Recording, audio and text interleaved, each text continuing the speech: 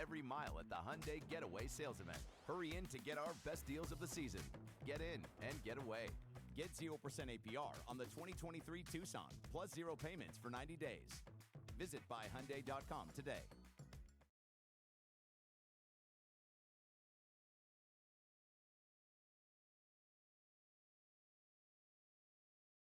In May 1940, the Nazi blitzkrieg was overrunning France. Great Britain would be next. British Prime Minister Winston Churchill sent a telegram to the American President, Franklin Roosevelt. "I trust you realize," Churchill wrote, "the voice and the force of the United States may count for nothing if they are withheld too long." Roosevelt was a former Assistant Secretary of the Navy and a student of naval strategy. If Hitler were to take control of Britain, he would take control of the Atlantic. This, Roosevelt knew, would pose a grave threat to America. Roosevelt also knew America wasn't ready for war. Not psychologically. Most Americans didn't want to get involved in a conflict on the other side of the ocean, and not militarily. The United States had the world's 18th largest army. Hungary and even Holland had bigger armies, while Hitler commanded the most advanced military machine ever seen. The Army's Chief of Staff, General George Marshall, told Roosevelt that if Hitler overran Europe and landed 7 divisions on the East Coast, there was nothing anyone could do to stop him. With all this staring Roosevelt in the face, it would have been irresponsible for the commander-in-chief not to arm the United States for war. But how? Many in his administration believed then, as many Americans believe now, that the only way to deal with an extreme crisis was to give the government as much power and authority as possible. But FDR had the insight to realize that a massive wartime buildup during what was still peacetime wouldn't succeed unless he harnessed the productive power of American business. That is to say, American free market capitalism. The federal government could help coordinate industry's efforts. Surprise, It could motherfucker. make sure resources like steel and aluminum got to the places where they were most needed, but otherwise the government would have to back off. To the president who had created an alphabet soup of federal agencies to dig the country out of the Great Depression, this was about as un-Roosevelt as you could get. But to his everlasting credit, the president realized that what he and the Democrats had tried to do with the Great Depression and failed, to manage the economy through government decree, wasn't going to work when it came to preparing for war. The man Roosevelt called for help was General Motors CEO William Knudsen, a Danish-born immigrant who had worked his way up from the Brooklyn shipyards to head the largest automobile company in the world. Knudsen told the president that if he gave him 18 months, America would have more planes, tanks, and warships than it would know what to do with. Roosevelt gave Knudsen what he wanted. In one of his most famous radio speeches in December 1940, a year before Pearl Harbor, the president told the American people that we must be the great arsenal of democracy. He backed up his words with action. In January 1941, defense spending rose to triple what it had been the previous 6 months. By July, it quintupled. By December, it jumped another 12-fold. The factories, plants, and shipyards of America, the All right. Hello, everyone. What happened? What happened? A lot of things have happened, apparently. Wait, what? What? What?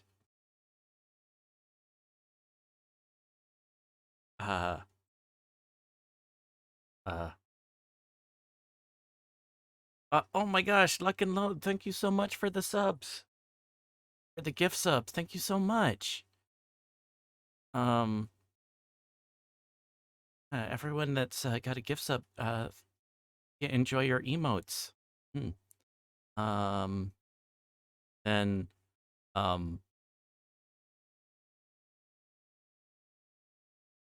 thank you. Okay, and then you gift another. Okay, thank you so much. That's 7 in total. Thank you so much. And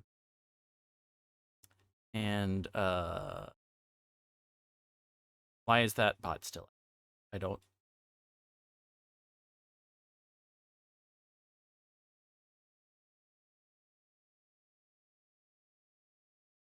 Let's see. And hi, Jag. Thank you for coming by. I hope you're doing well. And hi, Avian. Thank you. Uh, let me Hey, yeah, you got your thing. Let me delete that bot though real quick before I forget. Um, you don't need that.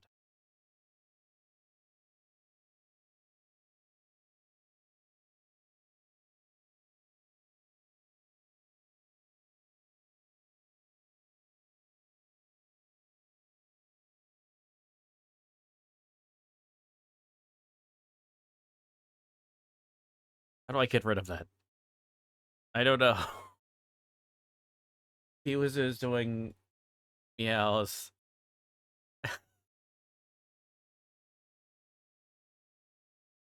Uh,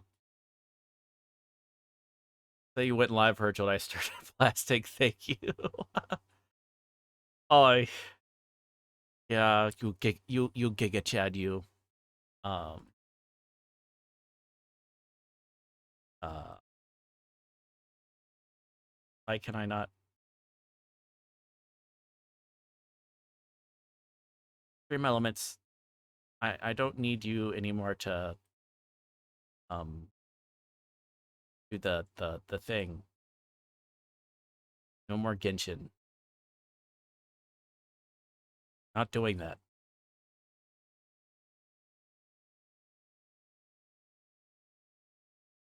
Uh,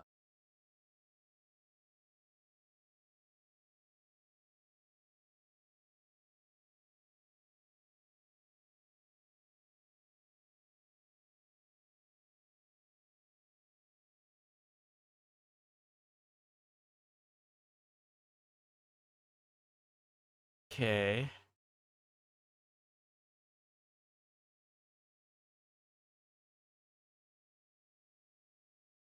Oh, timer. Okay. Duh. That's what it's called. Okay, that won't show up anymore. All right. No more Genshin. Oh, thank you. But all right, we got a Avian did a redeem there. Ah, and spilled water and put a little bit of water in my lap. Fine.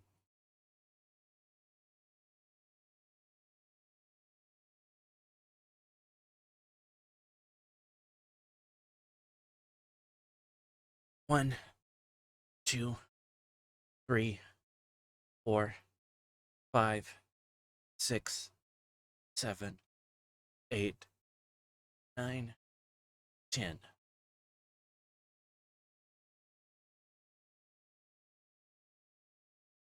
Do a check. Starting next month here, I'm gonna do a lot of overtime to upgrade my PC. Oh, that's cool. Yeah.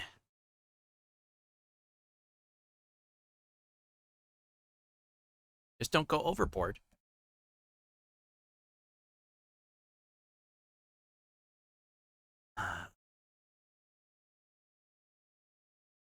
All right. But yes, so I'll be continuing with chapter 3 of Higurashi. I even have my counter for if the game breaks my brain. Um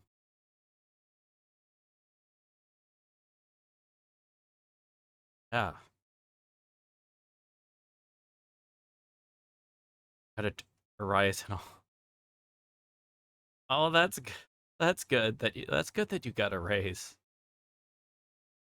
4 hours, I got 900 hours. Oh wow, nice. Congratulations.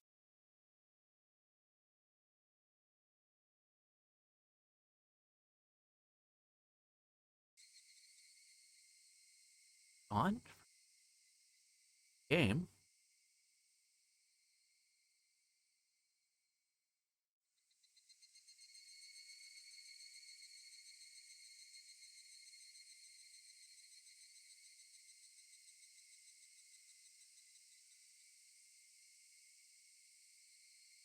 You know what that means? I don't know what that means. Oh, more donations. Aw. You're such a sweetie. Fucking love. Okay.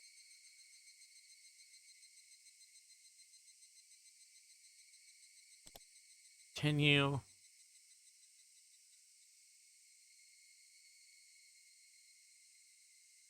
Like this. Wait. What? Hold on. You planning?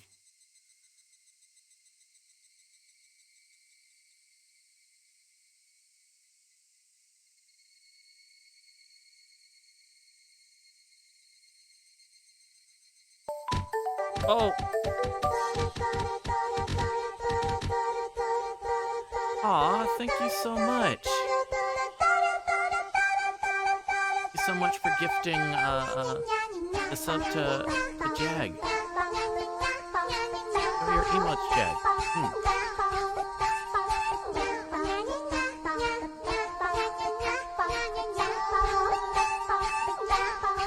Yes. Oh. Thank you very much, Lot.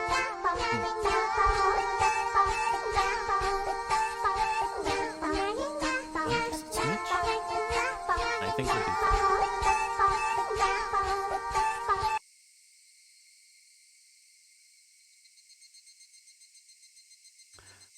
Oh, so just a reminder, tomorrow at 8 p.m. Central Time, we'll be playing, or well, not playing. Well, I guess, wait, but be playing.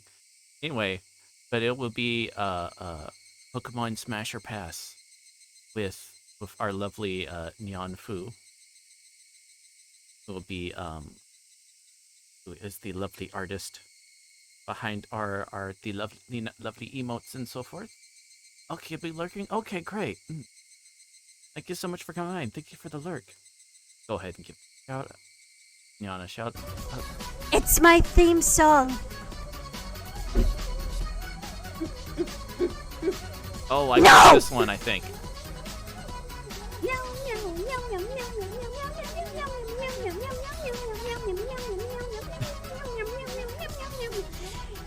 I can't breathe.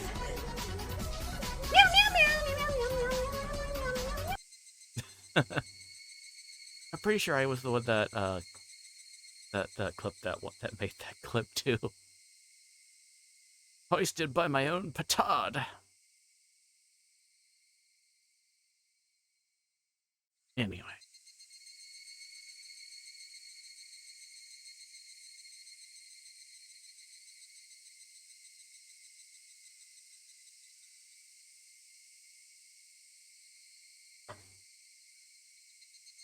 Sorry, just one moment.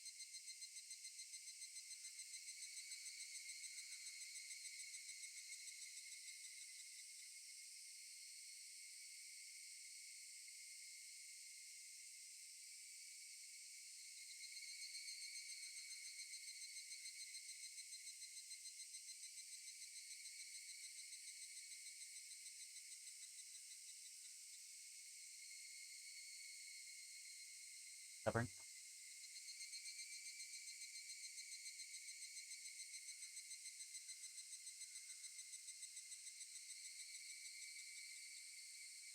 All right.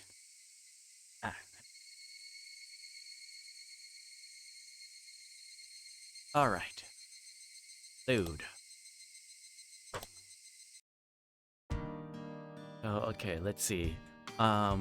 So catch up for last time. Okay. So the protagonist Keiichi, he did a whole thing about like his cooking was better than Satoko is here, and the club they did their like thing of and bring the best like lunch at school the next day, and then of course loser has to do the penalty game thing or whatever. Keiichi went home and tried to cook dinner and if he had not been stopped by two of his friends, including Satoko, he would have his house would have burned down almost certainly, by how things were going. But yeah, Satoko ended up making dinner, which he then made for the lunch or whatever. That happened at that. But all that, kind of learn more and appreciate more like Satoko or whatever, and that apparently she has a brother that left, has been missing for close to a year now.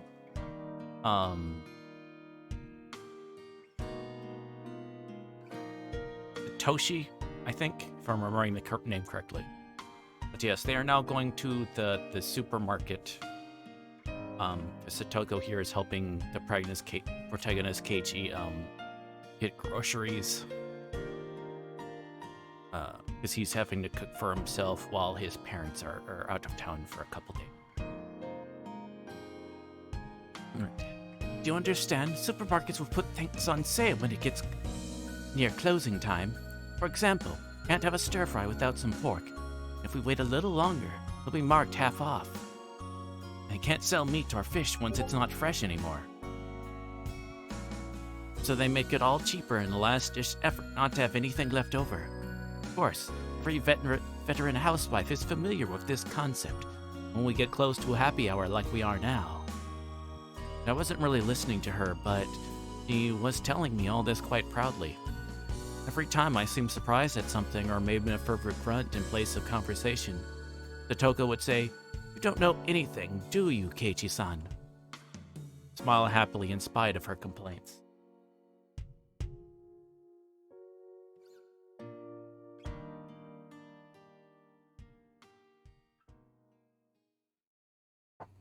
Moment.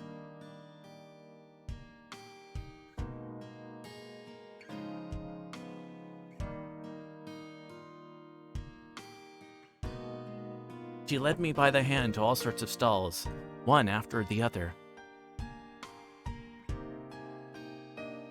She was in such a supreme mood that just being with her cheered me up.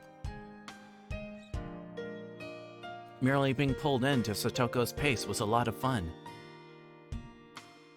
Hey, why don't we just go with this economy size pack? Whoa, there's a real good looking one with cheese in it over here. Hey, Ichi-san, you have no financial sense. Look at this. It's over our budget. Don't have enough money.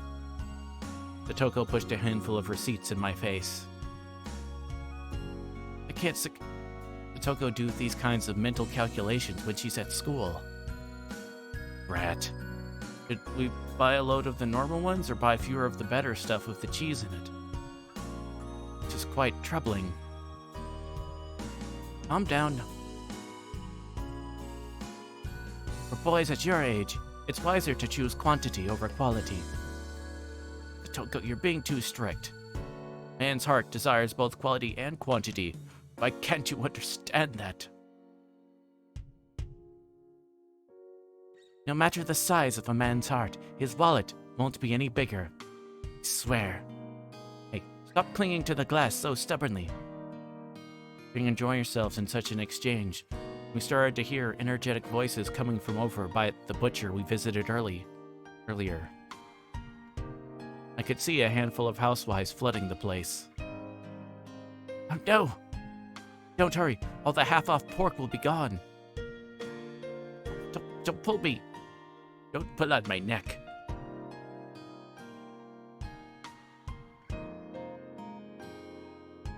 Satoko really seemed like she was having fun. She looked like a kid who had grabbed her family's hands while running towards an amusement park attraction. In the end, the bag of pork we obtained was so normal that it almost hurt, but I knew that it would taste absolutely delicious. The cicadas had come out at some point, and the Higurashi were singing in chorus. The air was so clear, and it felt so good. Our silhouettes stretched out on the ground made for a really wonderful picture. We had filled our bicycle baskets to the brim with our shopping bags. They only contained ingredients and various other foodstuffs. Even so, every last thing picked in them sort of looked really happy It made me feel really happy in turn. Going shopping for dinner seems pretty sensible too. To really enjoy your meals, I can't wait to eat. That's a part of cooking for yourself as well. Dinner starts while you're shopping for it. I'm so excited for this. Vegetable stir-fry isn't even in my mom's cookbook. I never get the chance to eat it unless we go out to a Chinese place. I'm really looking forward to it today. That is indeed a pity. Today I will present to you an especially tasty dish. Normally, right about now is the time I would start messing with her. But I didn't. Yeah, I bet you'll end up making something really great. I'm really looking forward to it. He stammered for a second. Satoko had been prepared for me to start making fun of her right then, too. When it didn't come, she was surprised. Maybe she stammered for some other reason. I don't know. But I immediately knew she wasn't feeling anything bad. Yes, I'll deliver an extraordinary, delectable dish. You'd better look forward to it. As Satoko and I rode back on our bikes, I had a thought. Was I this sort of person? Till now, I would have lashed back at Satoko right away if she did something to me. And that was the kind of relationship we had. We'd poke at each other a little, then kick up a storm while nitpicking at one another. At some point, that had changed. We weren't playing our usual tit for tat. Didn't provoke her, so we didn't fight. That went for Satoko, too. Satoko, who I thought I knew, hadn't been like this until now. Our relationship was changing little by little. That's what it felt like. But it wasn't something I had to worry about. It was like our relationship had become a little bit happier, a little bit more charming. Wonder why we changed like this. Was she lonely and protecting her older brother Satoshi, who hadn't returned home onto me? Rika-chan told me about that yesterday. That was probably exactly it. As my actions drew closer to Satoshi's, Satoko was returning to how she'd be when she was living happily with her brother. In other words, this Satoko was the real Satoko.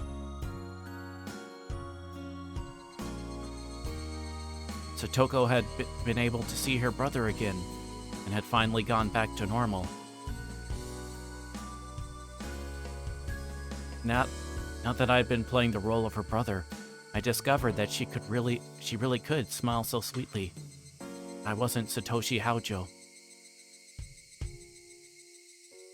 I was Keiichi Maibara, a totally different person. I couldn't become her brother. I couldn't come close, but I could never really get there. That was vaguely somehow a little sad. I was wearing Satoshi's mantle. That would have to come off one day.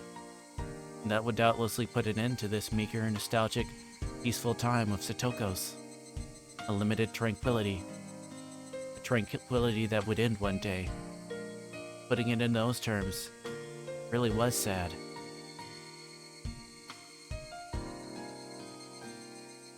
I shook my head firmly and drove off those pointless thoughts.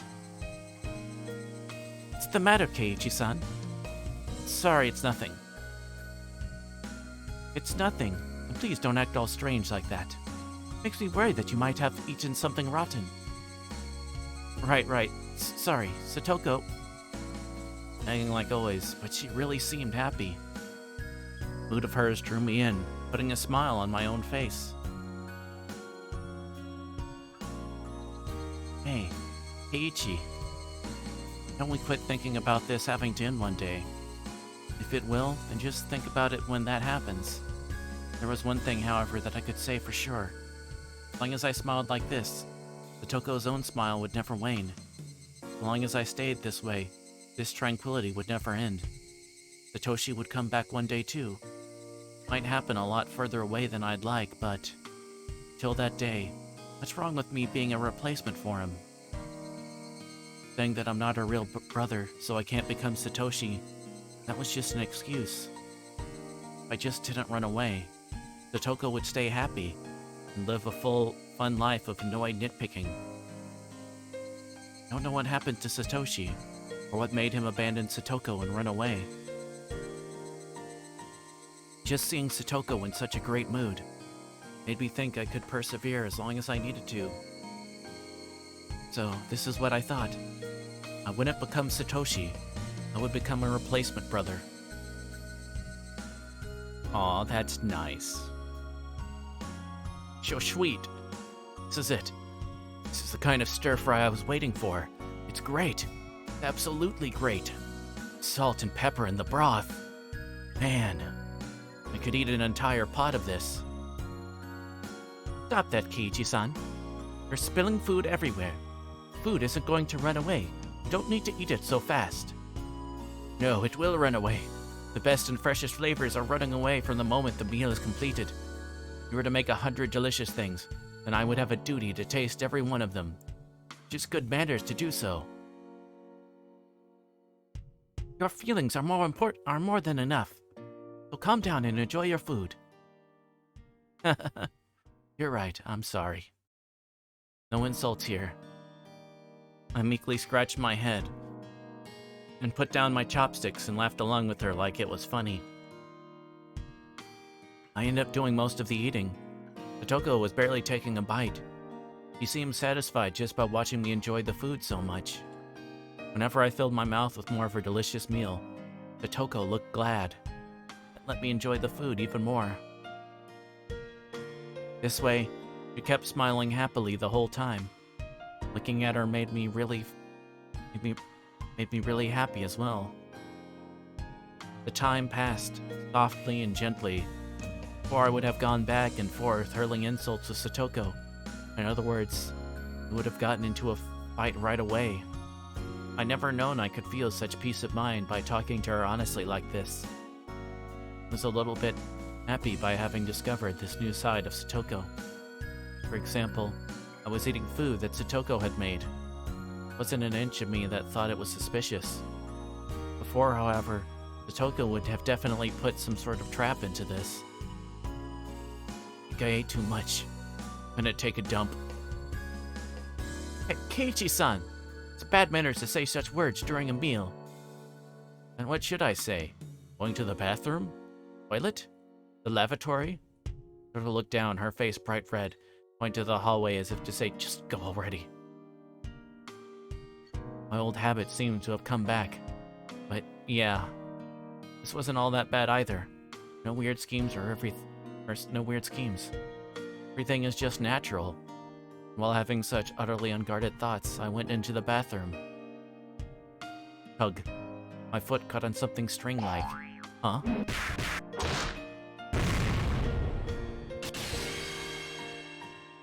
Oh, what happened? Kettle. Wash tubs. Satoko! She got me. Can't believe her. She always does this when I let my guard down. Never relax for a minute around her. Still, it was kind of funny. I didn't really feel like getting angry. Satoko, laughing uproariously, came over. See? I knew you would fall for it sooner or later. Why, you little... Let my guard down for 1 second and this is what I get. Picked up all the wash tubs that had hit me in the head and went to go hit Satoko with them. But then I doubled over with laughter that was welling up within me. I couldn't manage it. Wish things could go on forever like this.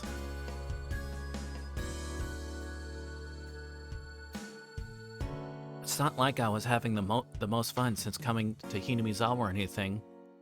But it was probably the first time that I'd spent my day so simply and comfortably. It really wasn't worth much. It was only a few hours after all. As an only child, it was my first taste of having a sibling. Just washing dishes with her felt really nice. Side by side, we washed with the experienced Satoko, doing most of the work as I threw in appropriate words to add to the conversation. The scene was so commonplace, and yet so mild and warm. Yeah, I'd felt this kind of warmth before too in the past. I think I've stood next to the sink with my mother like this when I was little. Made me feel nostalgic when I remembered it. It was the same sort of slow, easy time. It was tranquil. Such a quiet tranquility. The fact I wasn't easy about anything itself almost made me uneasy. Hey, wait, Kiichi. You feel uneasy about something just from spending time just so leisurely? Nothing at all to feel uneasy about. I mean, why would I be punished for enjoying a gentle life? I'd do anything to keep these days going, and I would never do anything bad no matter what. I'd work hard for it and endure much for it. But God, it's not much of a dream to want this kind of thing to keep on going. But can't you grant it? Oh? That not the telephone? It'd be at this hour. Oh, you're right. Noticed until she mentioned it. I heard to stand up, then ran to the phone. It'd be at a time like this. It did feel a little like the phone had interrupted my happy moment. I still wanted to brag about how happy the time I was spending made me, no matter who it was on the other side. Hello? This is Maibara speaking. Hello? Ichi, it's your mother. Oh, hello, Mom. What is it? Pretty late. That was a little cold of me when she was only calling because she was worried about her son. Couldn't help but give myself a dry oh. Sounds like you're doing just fine for yourself. I was worried that you couldn't make dinner and went to bed hungry. Nah, it worked out. You make dinner properly? What did you have tonight? It was vegetable stir-fry, rice, and miso soup. Bought stuff for it at the supermarket, plus a whole bunch of side dishes just for fun. Oh yeah, listen to this. I got the pork during the sale and got it half off. Things a housewife knows, right? And also, that was thanks to Satoko, not something I should be proud about. Still, I couldn't help but want to boast about the dinner tonight. Seemed like Mom got the hint that I was in a really good mood. I see. So relieved that you're doing just fine. Yes, another thing. Your dad and I finished up with our job. Think we'll be back tomorrow afternoon or evening. Oh, I see. Did well for 2 nights. We've been pulling all-nighters too. It was a lot of work, but we managed to fill the gap in your dad's mentor's event. Cool. It's good. Well done. Why did my parents coming home seem so disappointing? I knew a little bit of the reason, of course. This tranquility I never wanted to end was about to end so readily. It was a little painful. After being asked what kind of souvenir I wanted from Tokyo and replying that anything edible would be great, I put down the receiver. Satoko appeared, having finished cleaning up her trap. First, Satoko was in a very good mood. When she saw me put down the receiver with an uncertain expression, her own clouded over a bit. It seemed like she'd gotten the gist of what my phone conversation had been about. Was that your parents, Keiichi-san? Yeah. Mom says they'll be back tomorrow. Oh, that's good then. I won't have to go to the trouble of making you dinner tomorrow. Now you can enjoy your meals with just your family. No, that's not it. When I think about the dull, plain dinner table coming back tomorrow, it's a little lonely. You sure do live in luxury. Family sitting around the dinner table is the most fun way to enjoy a meal after all. Her brother Satoshi, running away from home, came to mind immediately. There was no gloom in the way she said it. It was only for 2 days, but they were very enjoyable dinners. Well then, next time I'll go to your house to visit. Huh? Satoko momentarily made a happy smile, but then a second later, changed to an expression of surprise.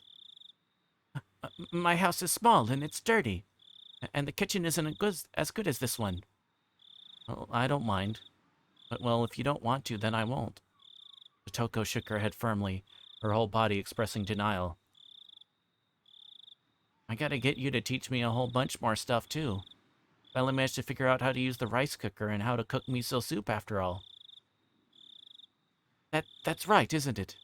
Perhaps we should use this opportunity to have you learn more about cooking. So like Satoko to take this chance to proclaim that it was all for my sake. But there was no way to conceal her own enthusiasm. It was true that this gentle time would come to an end when my parents got back. There was no need to lament that, though. We easily put in effort to continue our mild moments like this. Like yesterday, Satoko told me she didn't need to be escorted home. But Rika-chan wasn't with her tonight. She would be going home by herself. Everyone knew everyone else's face here in Hinamizawa. So it wasn't like it was dangerous to go out at night, but it still wasn't good to send a girl on her way all alone. At the very least, that's what I thought as Satoko's older brother. I'll take you as far as the school at least. There's more lights over in that direction anyway. It's really fine, all right? If someone bad shows up, I'll take them down with one finger. No point in pressing her any more on the subject, so I took a handful of Satoko's hair and rubbed her head vigorously. Come on, Satoko, don't complain so much. Your Nini will bring you part of the way there. What I was about to say when I suddenly got embarrassed and my voice trailed off. Nini could only be the nickname Satoko gave to her older brother and nothing else. I was about to use it pretty lightly. I started to feel apologetic and a little ashamed. Nini. Huh? Did Satoko just say? Well, Keiichi-san just seems like an older brother. That is what I said. Not quite right, but you seem kind of alike, so I just... Oh! Satoko laughed awkwardly and turned red in the face. Of course, I was embarrassed when I saw her too. It's the fact that I was trying to act like her brother had gotten across. The warm feeling spreading out from my chest was completely different from romantic feelings, or any of those more impatient emotions. Much more graceful, quiet, warm, and calm. Satoko still needed her Nini. I had initially thought Rika-chan was being sly by not coming today. When I thought about it like this, I could feel a kind of thoughtfulness, her worrying about a good friend's feelings. Maybe Rika-chan had understood. She couldn't play the part of her brother herself. So then, no, stop there, Keiichi. No point in thinking about it so hard. It means everyone feels the same way. It means everyone wants Satoko to be happy. Satoko is acting as though her Nini running away from home didn't bother her at all, even though that wasn't actually the case. Very sad. Always waiting for him to come home. The Satoko, stable person when she was in order for her to really be this level-headed, having a brother was something she couldn't do without. In other words, Satoko still needed a brother. Nobody had the right to smile it away as childish immaturity. In fact, they deserve praise for being so close to each other as siblings. That role of brother should be played by a real Nini, by Satoshi, but unfortunately he wasn't here. Since I'm here, I'll play the part. Not with a guilty conscience, but in a very natural way. Because... something wrong with seeing Satoko smile so happily? What is it, Keiichi-san? Been smirking for quite a while now. Is it weird for me to look happy? It isn't weird or anything, but, well... The sound of the motor on her bike light was too loud, and I couldn't hear what Satoko said. Huh? What? What did you say? Nothing. You really are just like Nini, you know. Keiichi-san? Is that right? Of course, you're completely different from my real Nini, but like, there are things that you do the same. Really a mystery. The same. Do you feel lonely when you remember Nini? Since I said that, I thought for a moment that was absolutely the wrong thing to say, but Satoko didn't seem to mind one bit. It's not that I'm lonely, since Keiichi-san is being my Nini for me right now. Well, I was flustered for a moment, her hitting the mark. Satoko suddenly asked me a question in a calm voice. It was very quiet, composed, an adult question. Was it Rika? It was quiet, but her voice sounded lonely somehow. Didn't Rika ask you, act like my Nini for me? Is that what you think? Please, don't take offense. Rika is strangely considerate of me, but it really doesn't bother me that much. I could say for sure that at least was a lie.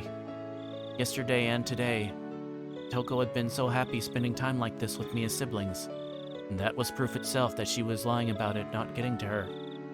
So I gave Satoko a light poke in the head. You're thinking too much, dummy. I'm me, Kiichi Maibara, not your Nini, not Satoshi Haojo. I know that. Despite her saying that, her expression seemed a little lonesome. At this point, Satoko herself had realized that her question had been the wrong thing to say. We didn't need to keep talking about something that Satoko regretted. In order to cut the conversation short, I grabbed Satoko's head and pet her. Let's not talk about silly things like that. It's getting late, so get back home, brush your teeth, and go to bed. And rinse your mouth before sleeping, too. It'll keep you from getting a cold. You're one to talk, Nini. Be sure to brush your teeth, okay? Rinse your mouth and wash your hands, and get your books ready tomorrow, and wonder what kind of siblings Satoko and Satoshi were. Never seen them together, but I could say without a doubt that they were really close. For the one which they were close was probably quite like this.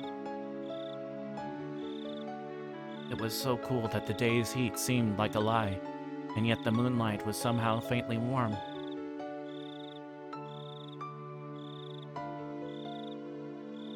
The quiet chorus of the insects was pleasing to the ears.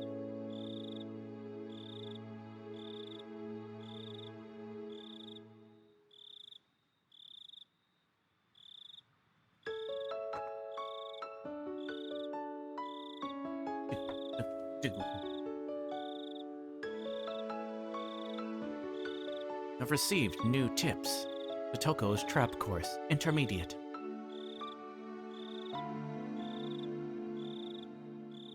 Let's find out this new information we got.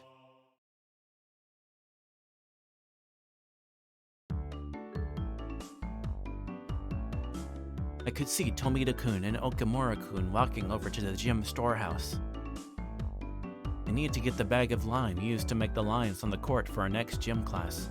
They were on duty today, after all. But in that storehouse, a terrible trap was awaiting them. Being on this side of the trap for once is really thrilling. Realize that this is the true pleasure in setting up traps. Then you have the potential yourself, Keiichi-san.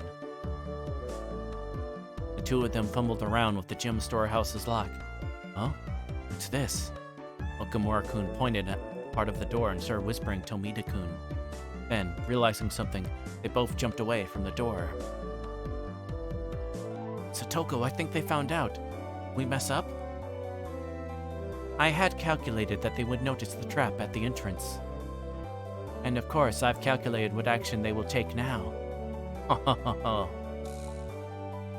According to Satoko, after they noticed the suspicious trap on the door, they would go around and try to get in through the back window. Just as she prophesied, they went around to the back. Just as she prophesied, they climbed up, opened the window, and tried to sneak in. Wow, amazing. Everything's exactly like you said. Got him. Poof, poof. An explosion of pure white lime burst out of the window. After a few moments, the two of them managed to crawl away from the window, both of them completely white.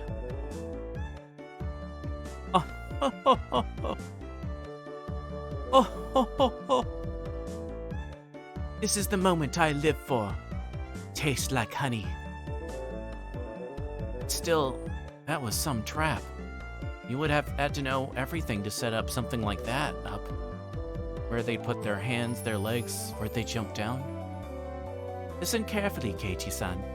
First step to making a trap is to watch and observe the victim. You must scrupulously predict their movement patterns, how they'll move at any given moment. If you do that, then you can achieve the greatest possible results with only the most minimal trap. Come to think of it, before Satoko read the final move at that final moment earlier, Neon had given her high praise, saying that she had the makings of a genius. It's all about reading the opponent. Then the traps you've caught me in before, they worked because you figured out everything I do? Yes. I can see right through all your actions. That's how I set them up. And if one day you suddenly start having different habits and behavior, I wouldn't be able to anymore. Bragging that you could anticipate everything I do. That was kind of mean. Okay then, let's play a game now. Want to test whether your predictions are accurate. Yes, that is fine with me. Ichi-san, particularly easy to get a read on. I could do it before breakfast. When we went back to the classroom, Satoko tore off pieces of paper and wrote something on the back of them, making 3 cards. Of course, it didn't know what she'd written. Please, pick one of these cards, Keiichi-san. If you do not pick one that says you're a loser, you will win. Great, you're on. The club has built up my sensitivity to this stuff, so I'll smash right through your predictions. Satoko smirks and holds out the 3 cards. Set your mind to full power by calming it, Keiichi Maibara. Cool and collected is how you'll win. If I don't pick the losing one, I'll win. Which means if I do pick it, Satoko will win. In other words, Satoko wants me to make me pick the losing one. What you do to make sure I pick the losing one? Do you even predict something like that?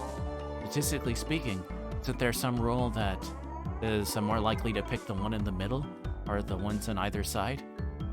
Hit me like a flash. This is what Mion would do. Now, which one will you pick? I've made my decision, and it is this one. Huh? Ah! What are you doing? I steal all 3 cards from Satoko's hands. I predicted what Satoko would do in advance. Satoko wanted to make sure I picked the losing one, which meant all 3 of these were losing one. And that's how I knew. Allow me to look at all 3. I flip all 3 cards face up, and on each one there is a single word. You're a loser. What is this? You're a loser? Huh? It means just what it says. If you had only chosen one, you wouldn't have lost. What? Then you predicted that I'd draw all 3? Yeah. I held my head in my hands and fainted as Satoko reveled at the might of her abilities. Her shrill laughter echoed throughout the classroom. Then there was a poof as lime powder came down upon Satoko's head. I looked to see Tomita-kun and Okamura-kun, all in white, dumping a whole bag of lime powder on her, getting their revenge. Oh, Joe, you're the only one who could set up a trick like that. Well, excuse me. Do you happen to have any proof? And I'd like it if you didn't call me something so inelegant. A trick.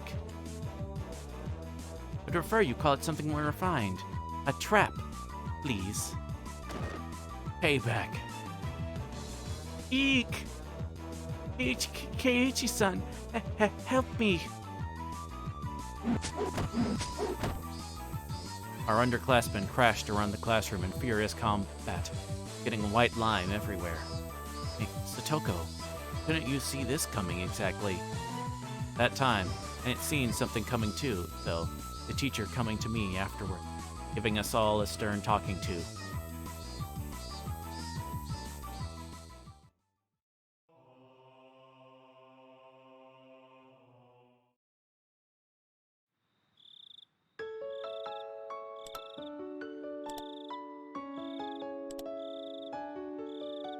Yeah, we made it. We finished chapter 2.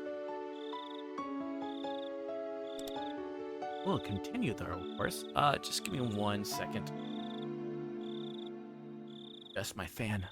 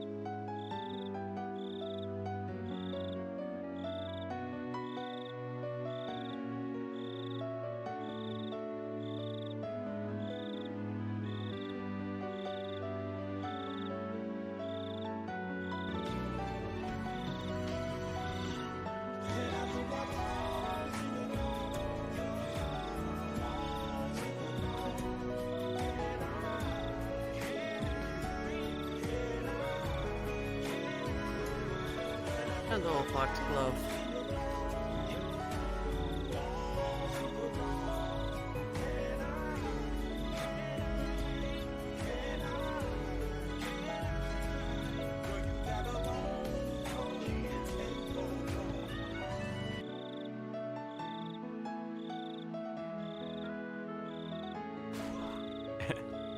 Yes, hello, and thank you for the head pat.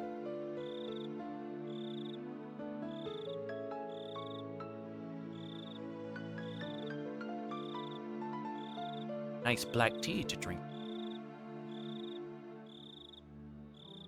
All right.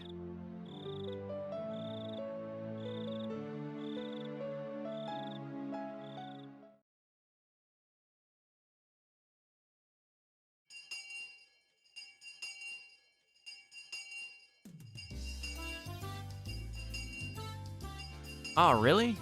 Your parents came home, huh? They smelled like energy drinks and their eyes were all bloodshot. They said they had a crazy amount of stuff to do and were up 2 whole nights in a row. Adults have it tough. Your dad is an artist, right? You really do have it rough. Come to think of it, he wasn't he? I'd very much like to see what kind of things he draws sometime. An artist, huh? I'd seen a number of watercolor and acrylic paintings on display, but he had to have been doing some other job too. Gen X parents. Although, let's see. I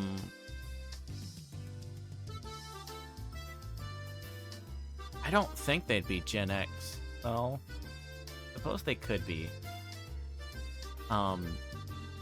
This happens in 1983. So, when does Gen X start?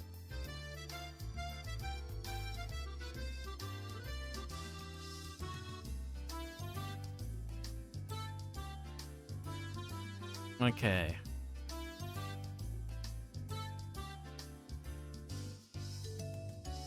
Okay. Gen X is 69 to 84.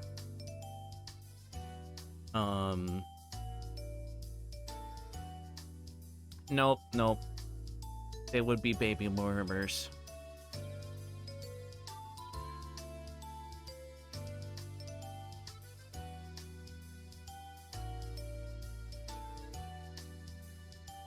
They are Gen Y.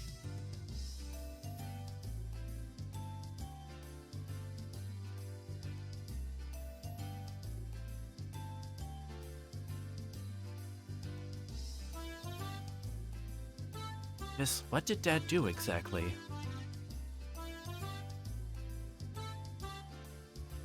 Well, the game takes place in 1983, so... Oh,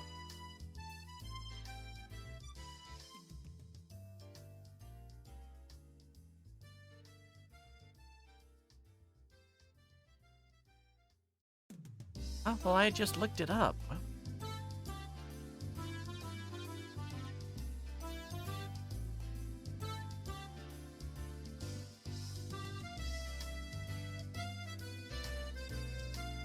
Okay.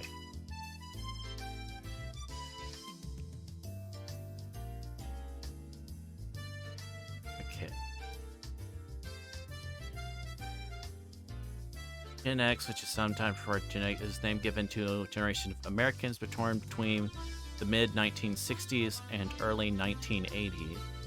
That takes the compromised Gen X vary. Some researchers place the exact birth years from 61 to 81, whereas Gallup places the birth years between 65 and 79.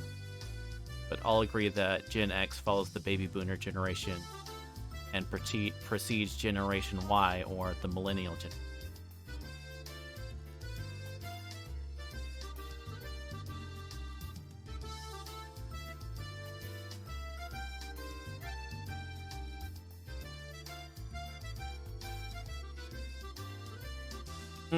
Right.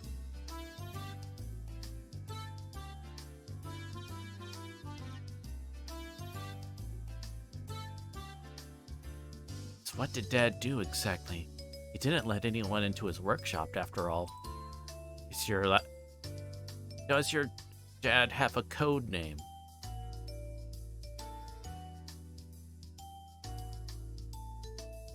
Is your dad bald, and does he wear a hat?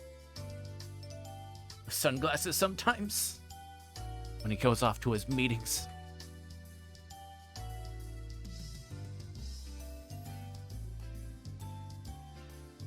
So, the house was empty for 2 days after all that.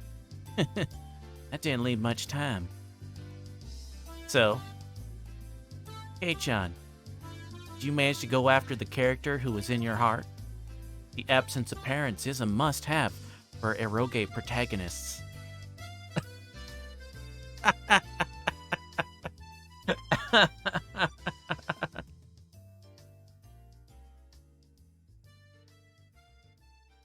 Bandana-like boxes and keep you waiting a lot. Oh, I think that counts as... I'll give the game one for that one. There we go.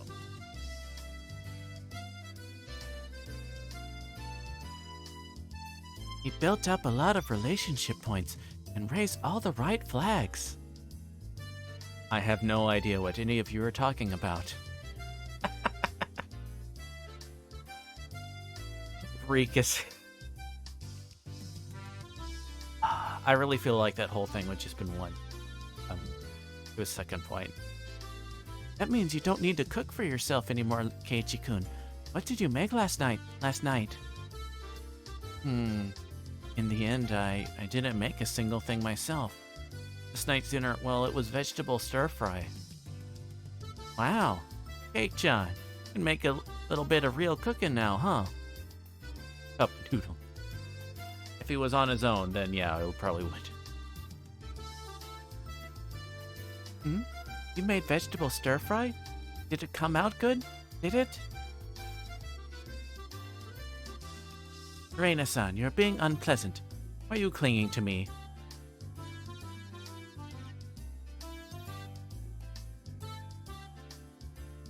A delicious meal and friendly dishwashing together. Oh, how nice, how nice.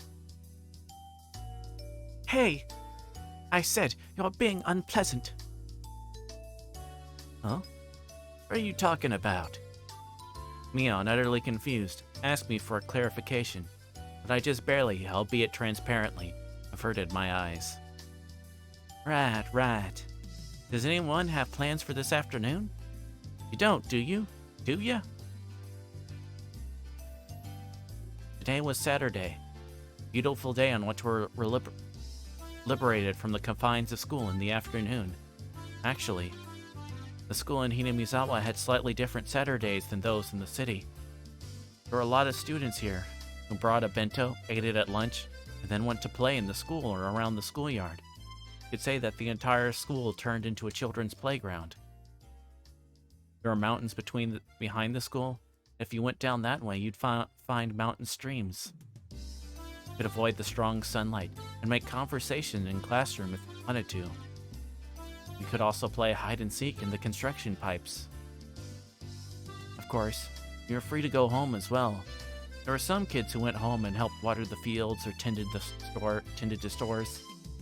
Mion was bringing up the afternoon like this.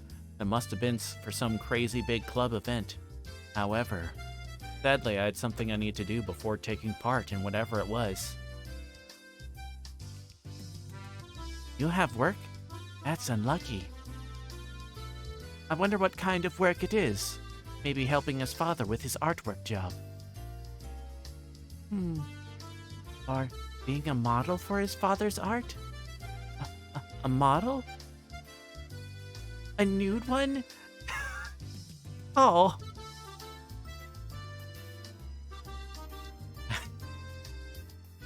Looked into Reina's eyes and saw myself completely naked in a questionable pose with a single rose in my mouth.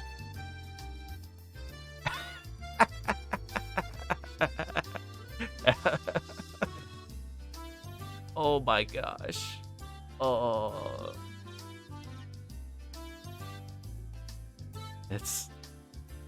Oh, that's definitely one.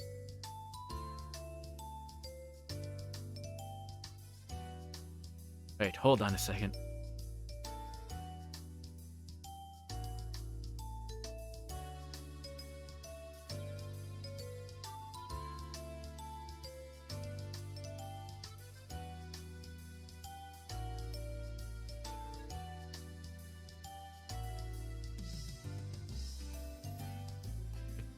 Do.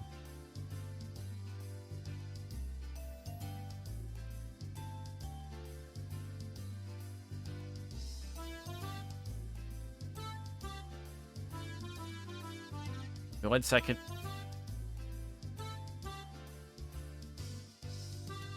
Just a second.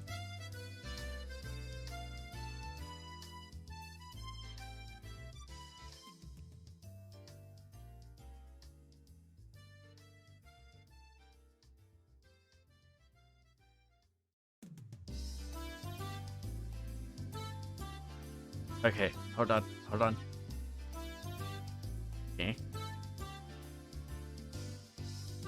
Oh, wait, not that.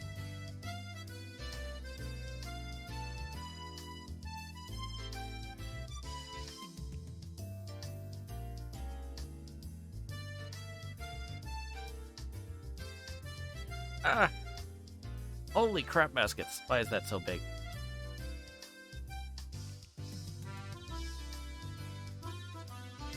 Dad, go.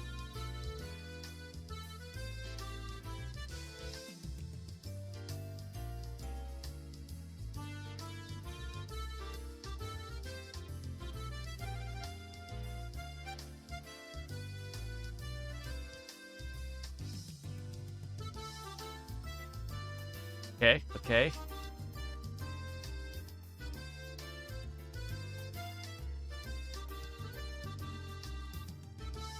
Hey, okay. Then.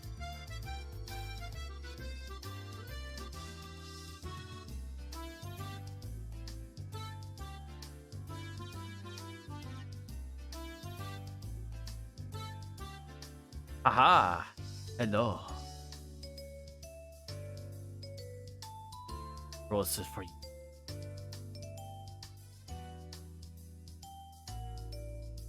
Mademoiselle. Mon pêche. Mon chéri.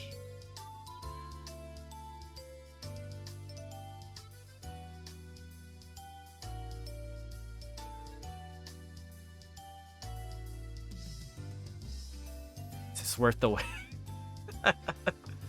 Was this worth the wait? All right.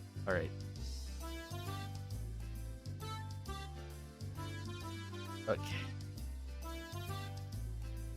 Can I leave the rose? Leave the rose out.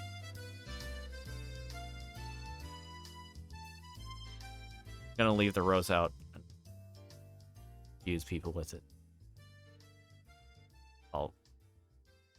I'll give it to I will shrink it very small. And there we go. Darjeeling. You can have the rose in your mouth. Kind of, sort of, ish. Yeah. There you go. Now Darjeeling can be romantic.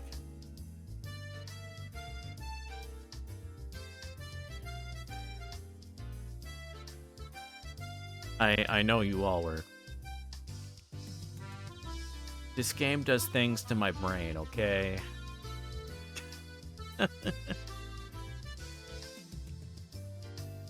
It really does. It really does.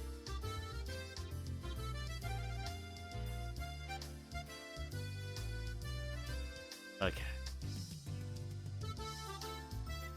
No, I wouldn't do that for 1,000,000 yen. Get rid of Reina's delusions. I grabbed her head and swung it from side to side. How? Stop! Sorry. Leaving your fanciful delusions aside, I have something to do real quick during lunch. I'm okay to meet up with you after I'm done, though. Work during lunch? I see. Sounds kind of cool, actually. What could it be? You having a banquet with VIP experts? Like a business lunch?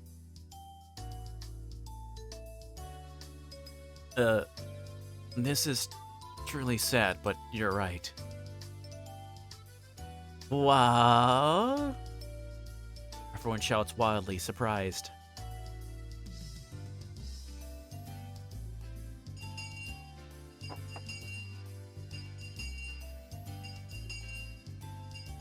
Business experts.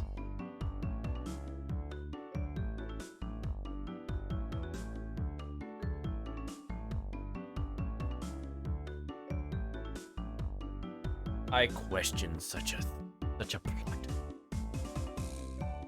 True, today I'm beyond the job with my family.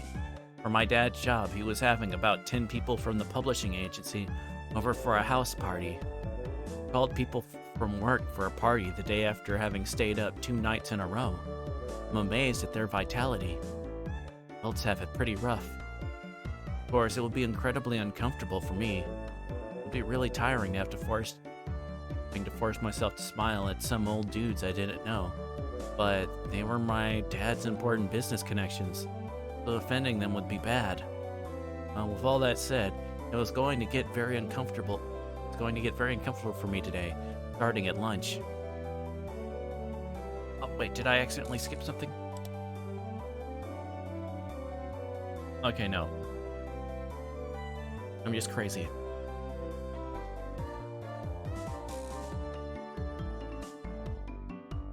Oh well, what an intelligent child. This is my son, Keiichi. Keiichi, this is Blank's son from...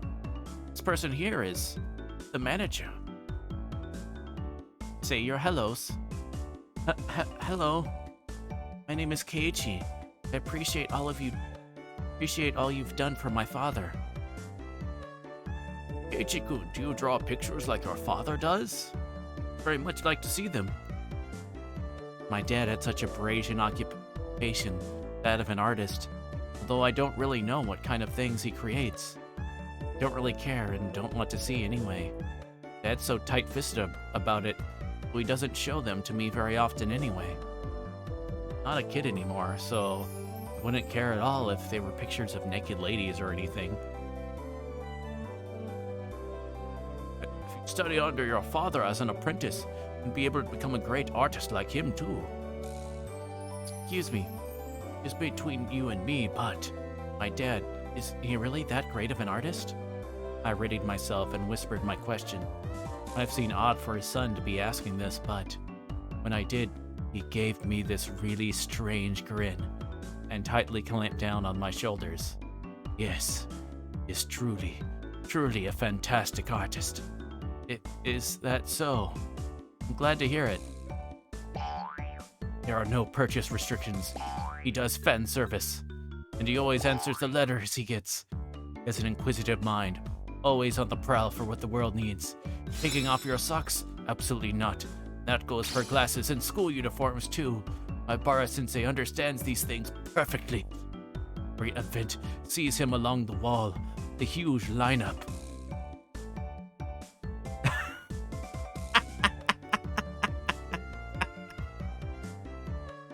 Artist. I think I see why he doesn't show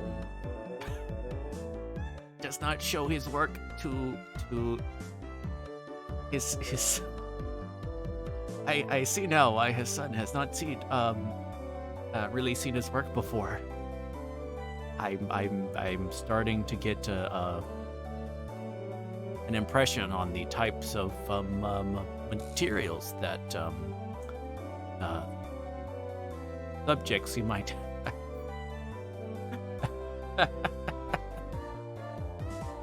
Oh goodness me! Oh dear! Oh my gosh! That's mind break. For 5. Ah.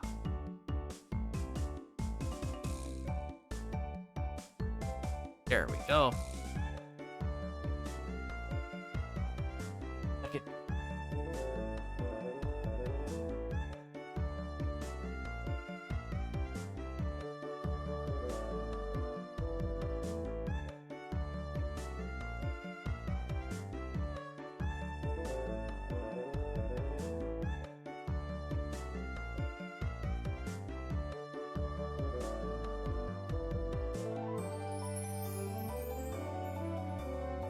Dude.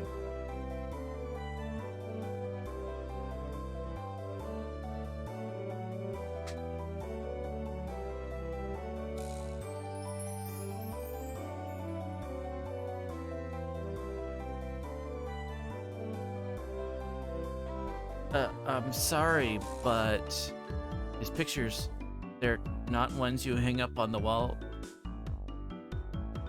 He does sus manga, doesn't he? Not at all. In the beginning, everyone starts in the islands, then to their corners, and finally climbing up to the corners of the larger paths. Final destination is the famous wall. You too, please, become a great artist who can display his works in unison with my Bara-sensei.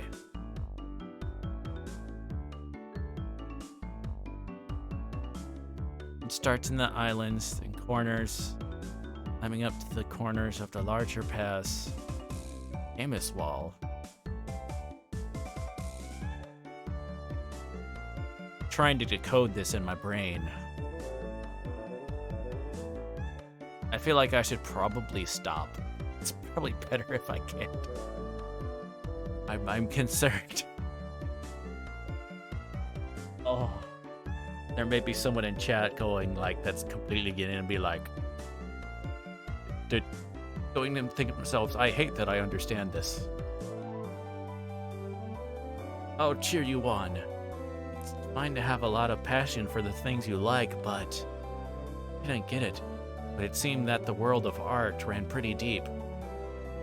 I don't think I would necessarily call it the world of art in a broad sense. In a narrow sense, world of a very very particular type of art, maybe. Probably a much deeper world than I could have imagined. Oh, indeed it is.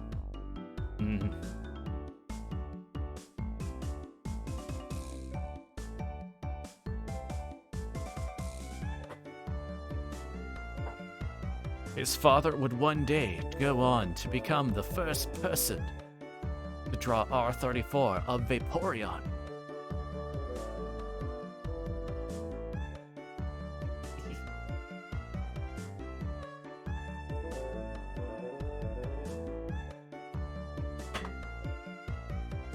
Which leads me to, as a reminder, tomorrow, 8 p.m. Central Time, Pokemon Smasher Pass with Nyan. Yay! Which, how many Pokemon are there? Isn't there like 1,000 now?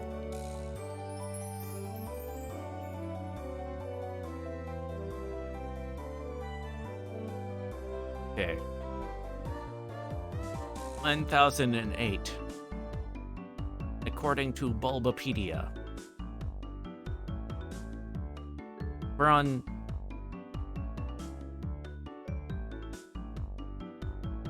Okay, yeah. Which actually... Hold on. I need to do a quick calculate. Let me do a... Wait.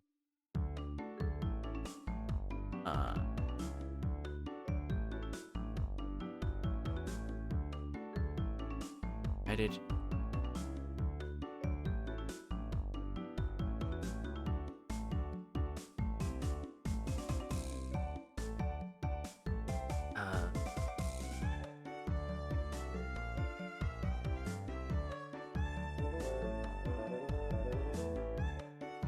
Okay. Huh.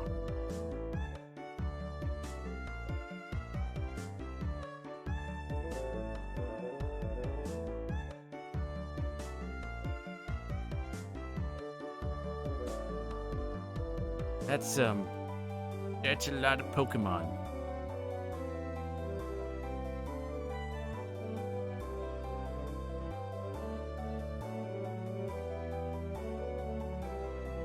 Yup.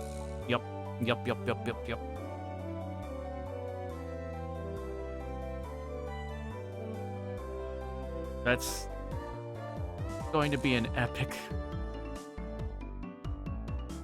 Truly an epic smasher pass.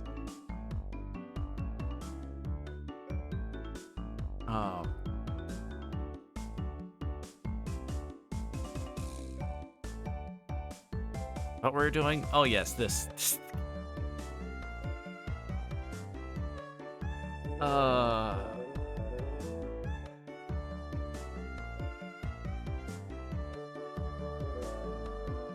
gonna remind you what the symptoms are for like ADD or ADHD.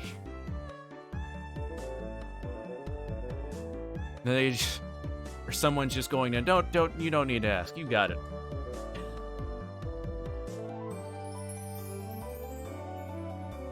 For the symptoms, you.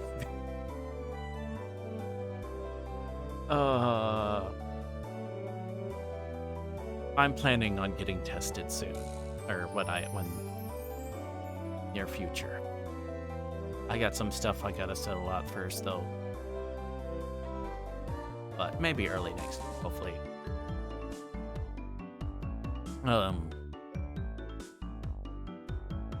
Decided to leave it at that. Then I realized my mom was calling me from the other side of the room. Kiichi, the phone. It's a friend of yours. Lucky break.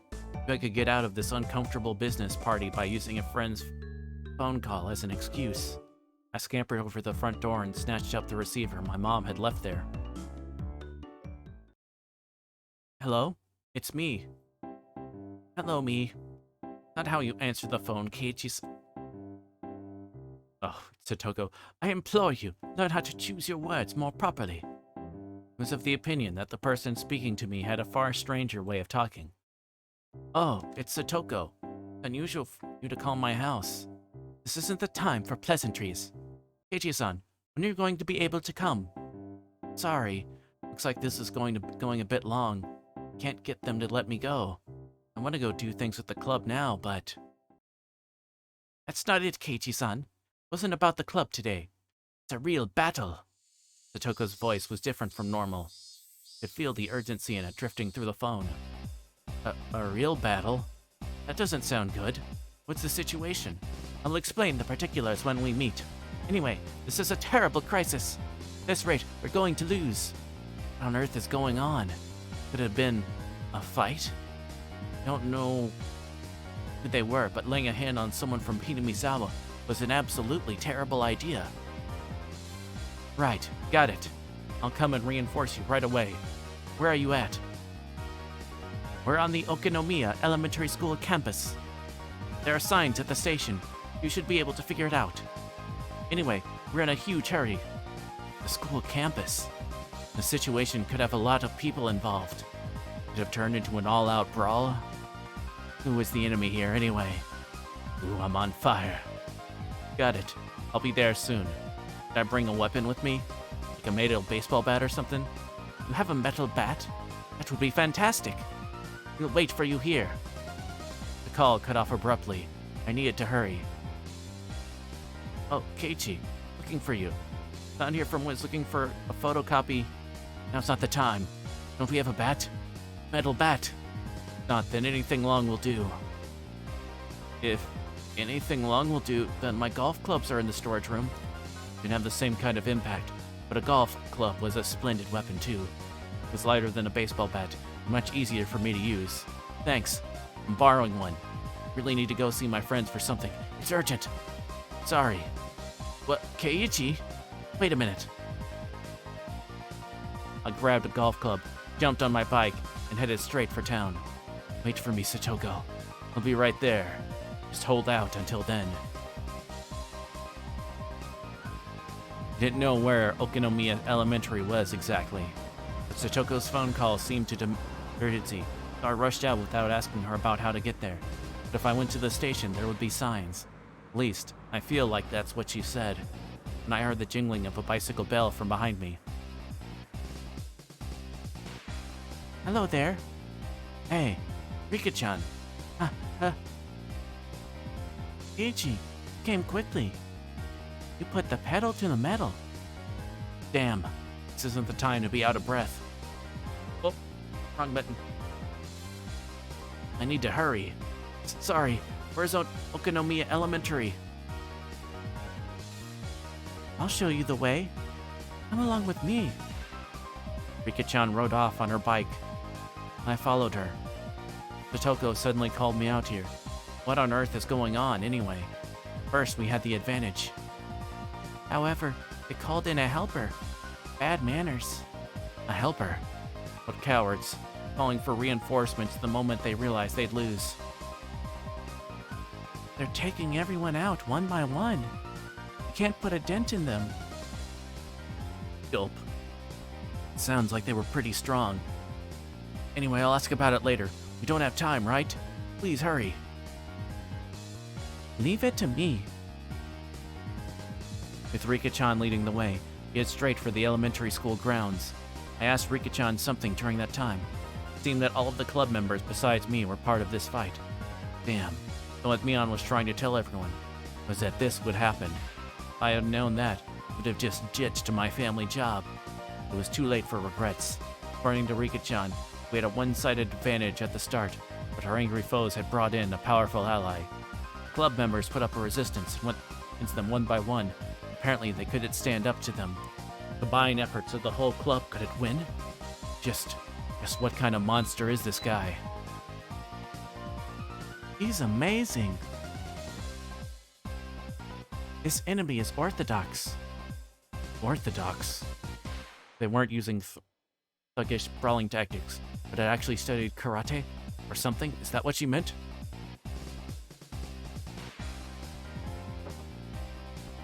Wait, or is their opponent like a Russian Orthodox, like, priest or whatever?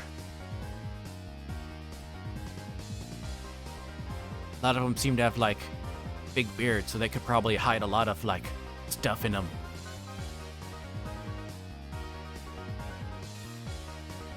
I'd easily hide a switchblade. And with their big beards. You do it. Very easy.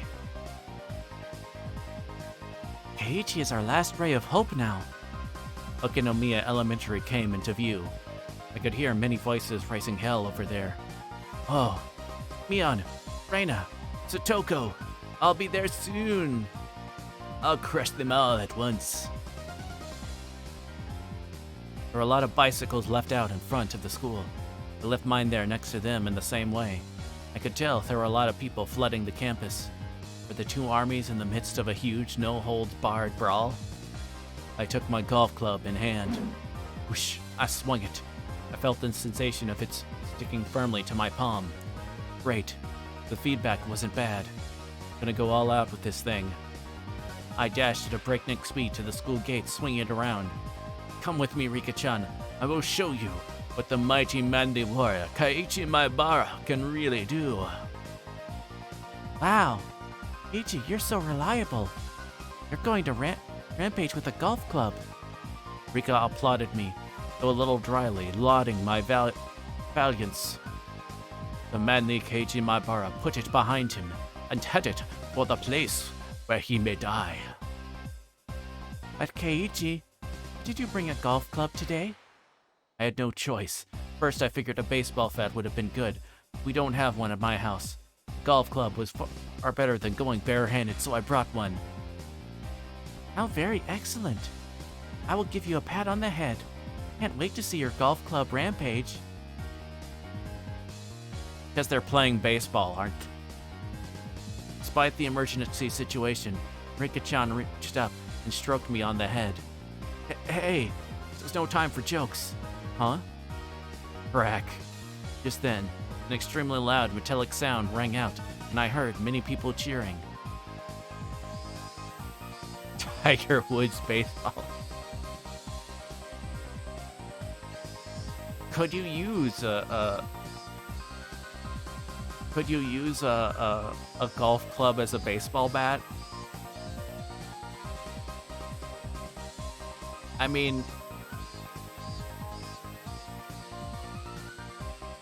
you'd have to hit it like right.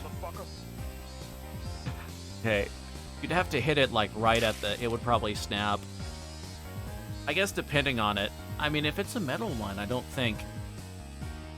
Like, especially if you hit like right the. I think you'd have to hit it like right. It probably would depend on the type of maybe on the type of golf club. And if you like hit it right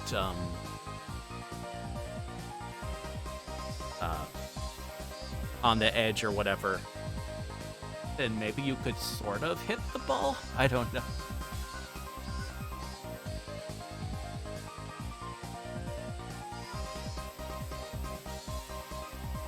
One, 2, 3, 4, 5, 6, 7, 8, 9, 10.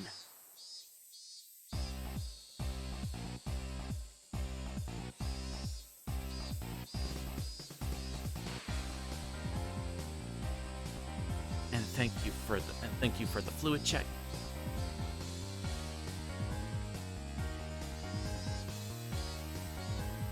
Play golf with the bat, but I think baseball is too sturdy for a golf club.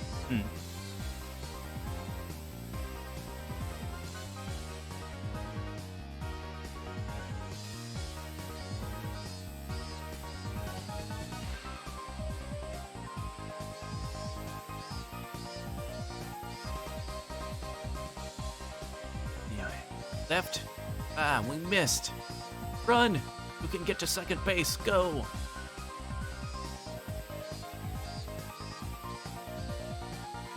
It's like a cork rock inside. Oh, yeah. Center! Calm down. Send it to third. The center fielder caught the ball, and after a brief pause, sent it flying to third base. He had pitched it wildly. It might get there. He gave up on second and threw it to third with time to spare. The instructions from the bench, they were solid. Wait, what? Oh, Keiji-kun's here. Satoko-chan, Keiji-kun's here. You're late. Loafing around is only okay when you do it at the bread shop.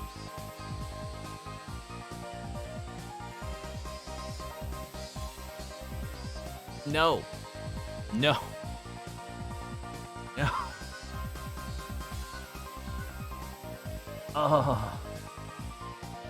Oh my gosh.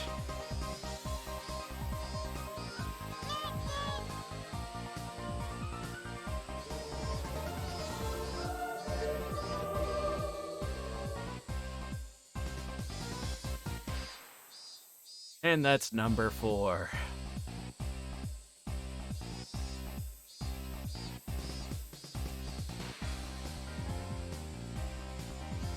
Welcome to the bread bank. We sell bread.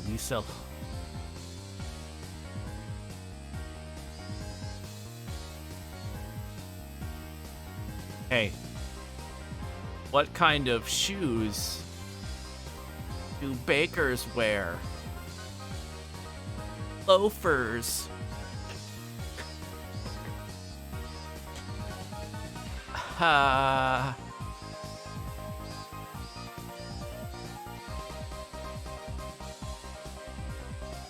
Oh, we got a new character.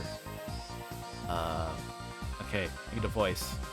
Big guy of glasses.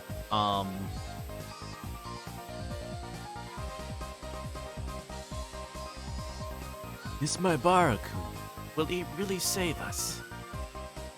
You're up against the ace of Oshima, left arm Kameda-kun.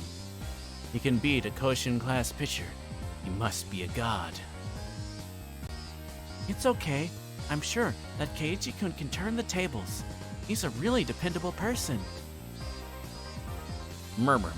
What? He's the pinch hitter we brought in to take out left arm Kameda with his bullet fastball? One who had no hit, no run game after another during the regional qualifiers, the undefeated demon pitcher Oishima. Oishima, the super high school level pitcher that had already been marked by professional scouts. He's going to win against him? Some greenhorn pitcher like that is no match for Keiichi-san. He'll send his throws all the way to the back screen for an easy victory. Murmur. There was a slugger like that in this prefecture? I had no idea. Must have gone under the radar. Hey, Don from Hunchin stood up. Hey, take a picture. His full name is Keiichi Maibara. Look him up in the database and send his history to our office. Which one is Keiichi Maibara? Pictures. A whole lot of sports journalists, led by Satoko, gripped their camera tightly and searched for the rumored Keiichi Maibara. And he's just standing there with a golf club like, hey guys! I'm here to help.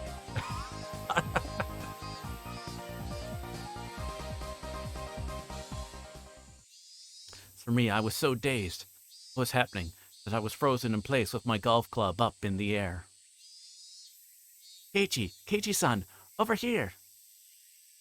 Eh? Camera people stared at me through their viewfinders, just like I had. They turned to stop. He's doing the thing. Just like I had. He's doing the In the hand of their gallant picture, Keiichi Maibara was a golf club. I knew it. Yes. Oh. Nobody could seem to understand why I was hiding something like this, and at this point, neither did I. Cheep.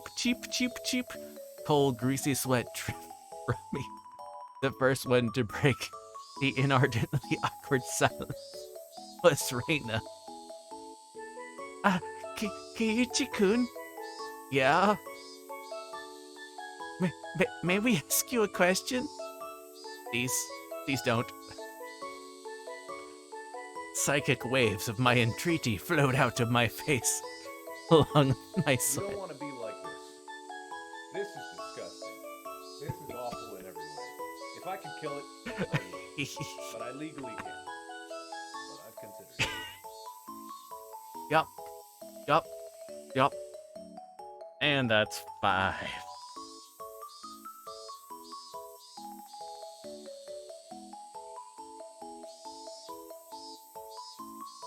It somehow seemed to reach the two of them. The deathly quiet reporters all parted, as Moses once parted the sea.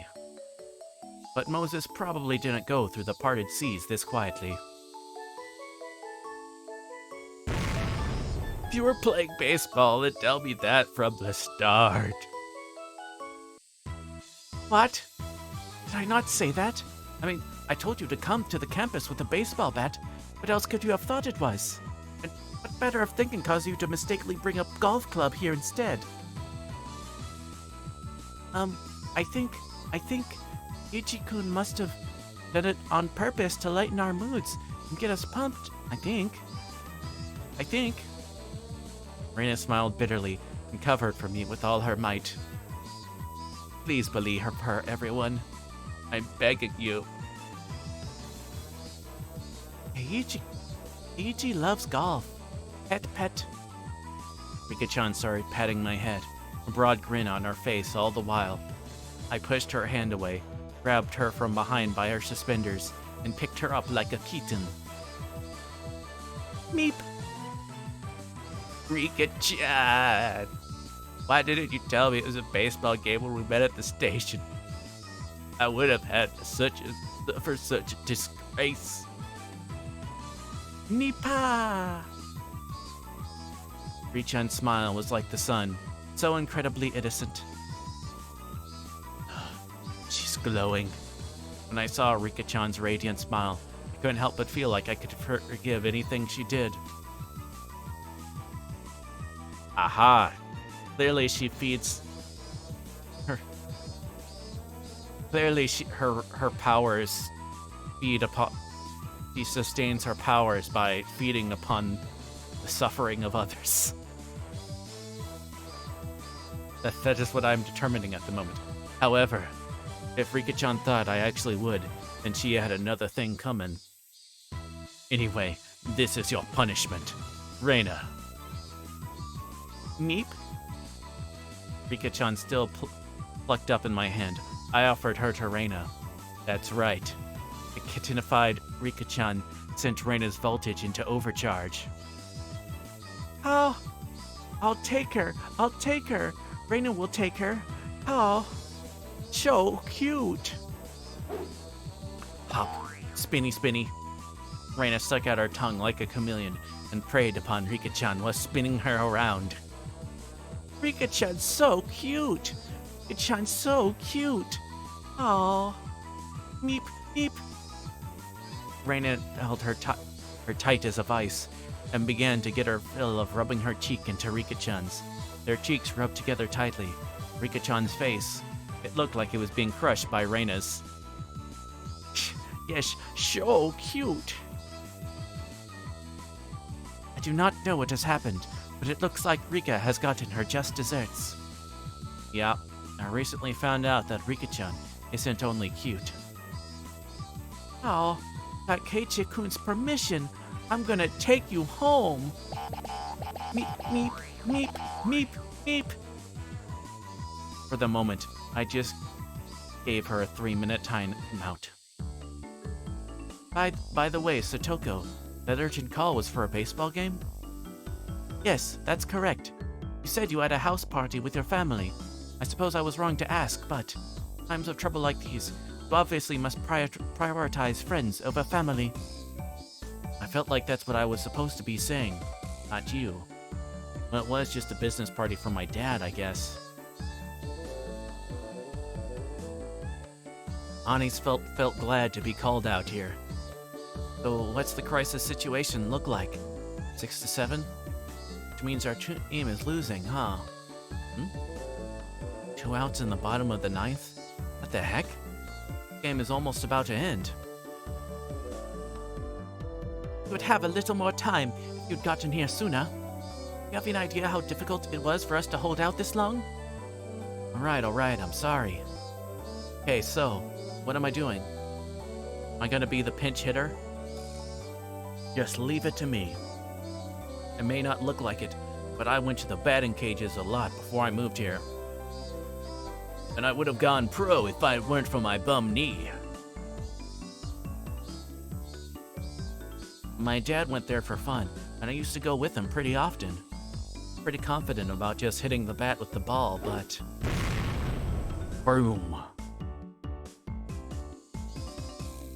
A tremendous sound rang out, the likes of which I'd never heard before. Catcher's mitt trembled, sending up a light cloud of dust, telling me the tremendous sound had come from the ball. Hey now, you're an all-star. Get your game on. Get paid. Hey now, you're a rock star. Show on. Get played. And all that glitters is gold. Only shooting stars break the mold.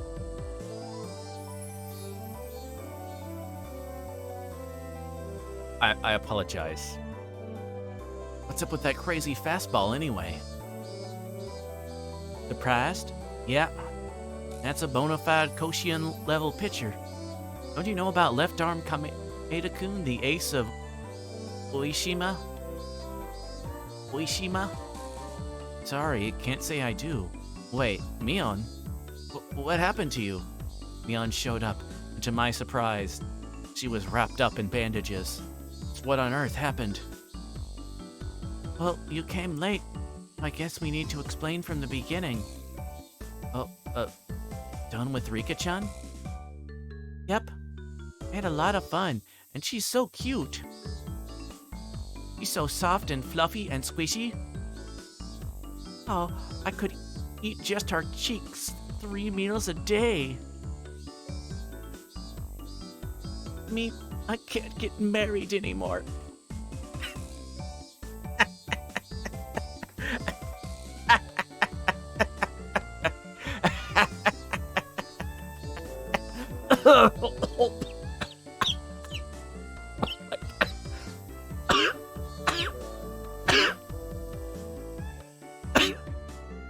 Oh my gosh.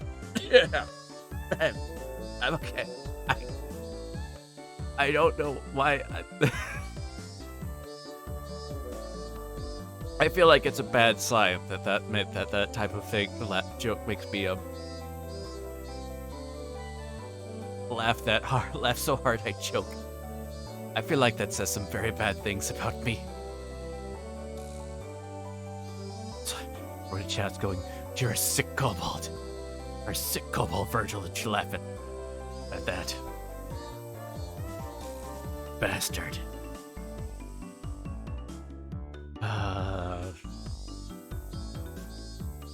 Making clips, do do do do do do do. Making clips, do do do do do do do.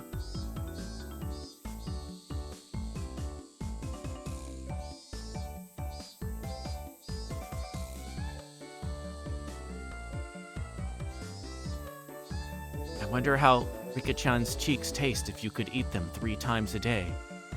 Almost flipped my own delusion switch, but I put a stop to it using logic. Remember, kids, cannibalism is frowned upon in most societies. It's an adult.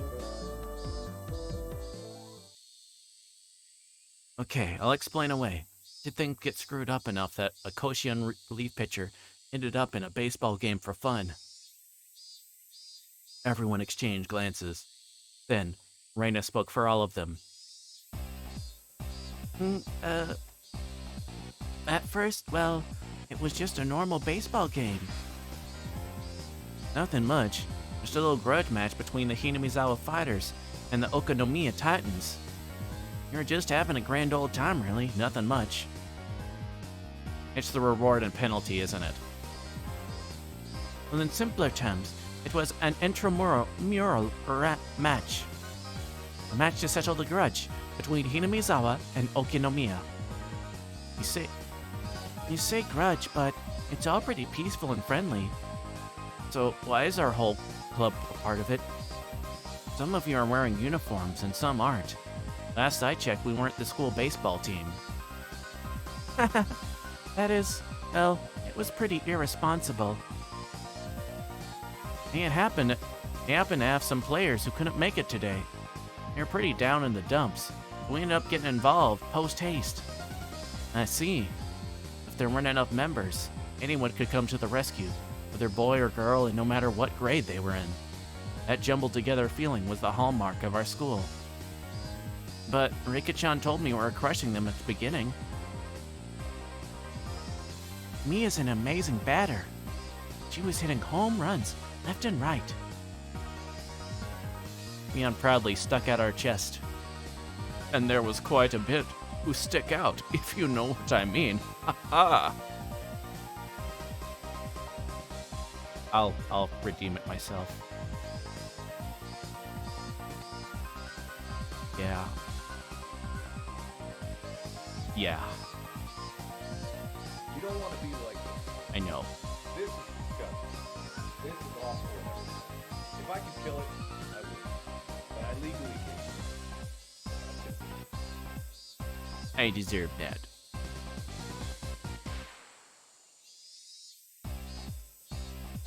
Doing so seemed to hurt her somehow, and she groaned pathetically.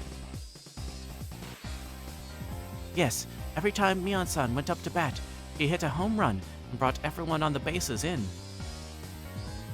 Unlike Satoko... Hi, chicken! Welcome, welcome, welcome. I hope you're doing alright.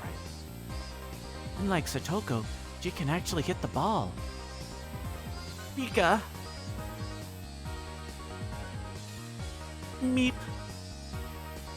Oh, thank you for the head pat. Alright, I think I got the gist of it. So you were having a pretty easy time until that Koshin pitcher showed up. Hello and good night. Oh, you have it ahead. Well, thank you for stopping by. I really appreciate it. Stopping in even just to say hi. I really appreciate that. But yeah, you have a good sleep.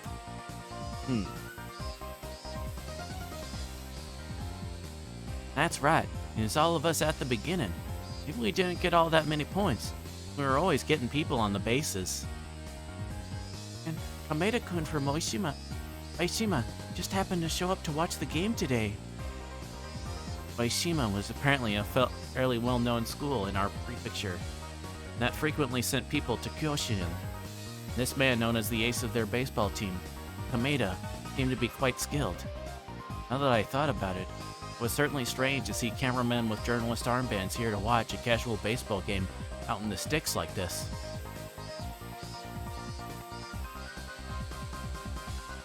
I heard that when Kameda was little, he was on the Okonomiya Titans. You figured it out, right? His old team was losing, so that's why I jumped in as a relief pitcher and took the mound. Now it's just terrible. We can't even hit any foul balls, much less get anyone on the base. But still, a Kyoshin pitcher barging in. It's unfair. We're just playing for fun. All the boys wearing the Hinmizawa Fighters uniform were hanging their heads in disappointment. I knew almost all of their faces. Isn't everyone here a classmate? Oh, I see. We're the only school in Hinamizawa after all. Ah, Kameda-kun and Okamura-kun. Like watching you play this game, but I have to go. Oh, I'm sorry. I'll of course be putting it. It'll be up on YouTube. Remember, tomorrow is Pokemon Smasher Pass at 8 p.m. Central Time. I guess Nyan. Yes, I finally put up the bot. The command for the YouTube.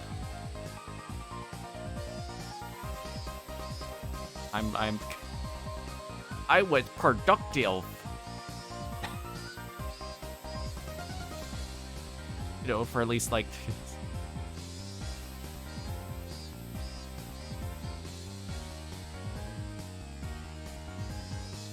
yeah, so I have a Discord and the YouTube commands.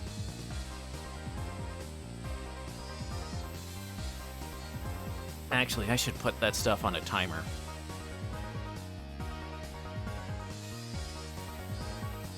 And I think about it. Okay.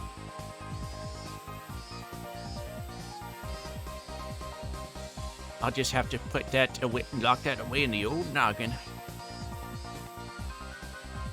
Oh, it's Tamita-kun and Okamura-kun. You were on the baseball team too? My Bara-san, meh. His uniform was brand new, not very dirty, fresh off the presses. I could see handmade banners with their names written on them in the grandstands. I see. Their families came to root for them in their debut game today. Okamura said he just got his bat today. It's a present from his dad. The brand new bat sparkled. That kind of present, a man just has to perform well. He practiced swinging a whole lot, just for today. Tomita-san, well, he went too far, and he tore the skin off his hand, see, unfortunately. Oh! Oh! Oh! Oh! I think that counts as a brain break. Damn you, game. Oh. Oh. That hurt just... Oh. Oh, damn you. Darn you to heck, game. His torn hand looked like it hurt, but from that injury you could sense his backbone. I get it, guys. You wanted to make your big moment a good one. Boom. The savior of the Okonomiya Titans could hear the sounds of this Kameda-kun's tremendous fastball practice. This was no joke. He was definitely on a level far above high school kids. But at his level, he clearly shouldn't have been interrupting a grass slot game, grudge match, or what may have been. He should have understood how much better he was too. This guy, is he being serious against opponents like these? Yep, Reina thinks it's immature. Reina's eyes grew harsh. It took a lot to get Reina mad. So for Tomita-kun and Okamura-kun, they were sniffling, fighting back tears. We heard another tremendous noise from the mitt. I turned around, and this left-arm Kameda-kun guy was looking at us and grinning boldly.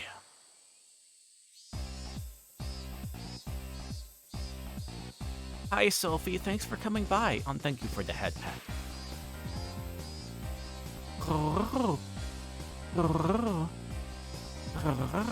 Wait, hold on. Let me turn off the...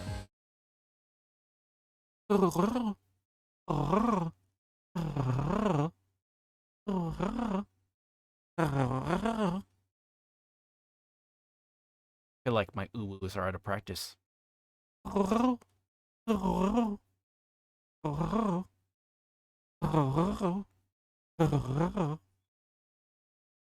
Okay, I hope so. At least a few of those were okay.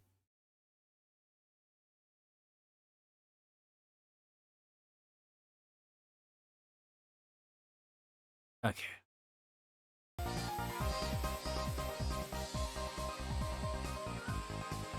Okay, there's the music back.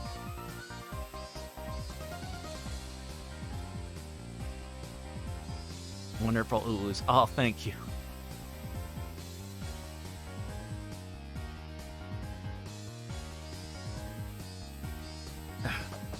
Anyway, that's how it is. Now that it's come to this, we have no choice. We have to engage in real battle. Yeah, looks like we have to get serious. Yep, and then we tried getting serious. But then Michan went out with a bang. Mion, embarrassed, scratched her head. Then a moment later, doubled over in pain. Went out with a bang? But how on earth did she end up getting injured like this? It would take a really long time to explain. The one thing I can say is that she came up empty, even though she pushed herself that hard. But I risked my life, and I couldn't even get 1 point. Our secret plan did nothing. Now we're very sad. I couldn't even imagine what sort of secret plan it was, but it must have been crazy enough to get her that badly hurt. They're playing baseball. Still, though, we're still playing baseball thanks to you. Thank you again for making me.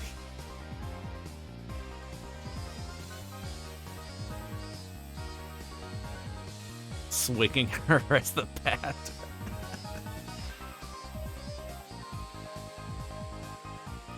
I don't think there's anyone on that good swinger. Well, there's Reina when she gets like worked up or something like that. Kids can get crazy strong, but I don't know if even that's enough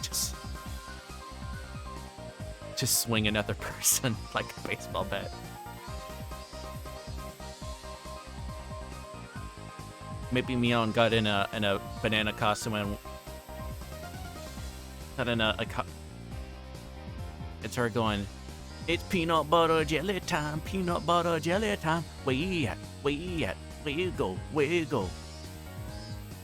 Peanut butter jelly, peanut butter jelly, peanut butter jelly, peanut butter jelly, peanut butter jelly with a baseball bat, peanut butter jelly, peanut butter jelly, peanut butter jelly with a baseball bat. Instead of psyching the opponent out, it just made him inky.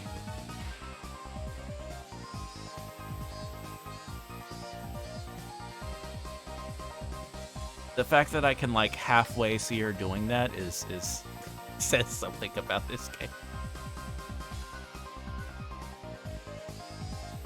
21st century Mion would definitely do that. He's just beating a PPJ. Yep, maybe Michan's last resort wasn't very baseball-like, I think. We have no other recourse now, do we? It means that we need to settle the score front and center in a matter befitting a baseball game. That's right. We have to settle it like baseball. You mean like... Oh my gosh, that must mean... they're going to take lots of steroids.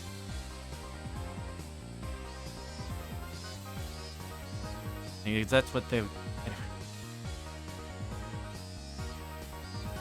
Use the Barry Bonds tactic. they'll just start snorting growth hormone. Growth hormone, like, pulled straight from, like, the most ticked off, angry buff bulls on the planet.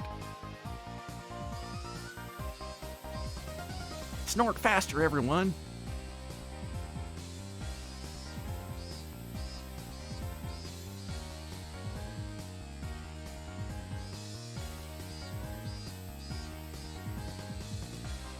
Gotta snort fast. Gotta snort till we get Adam's apples and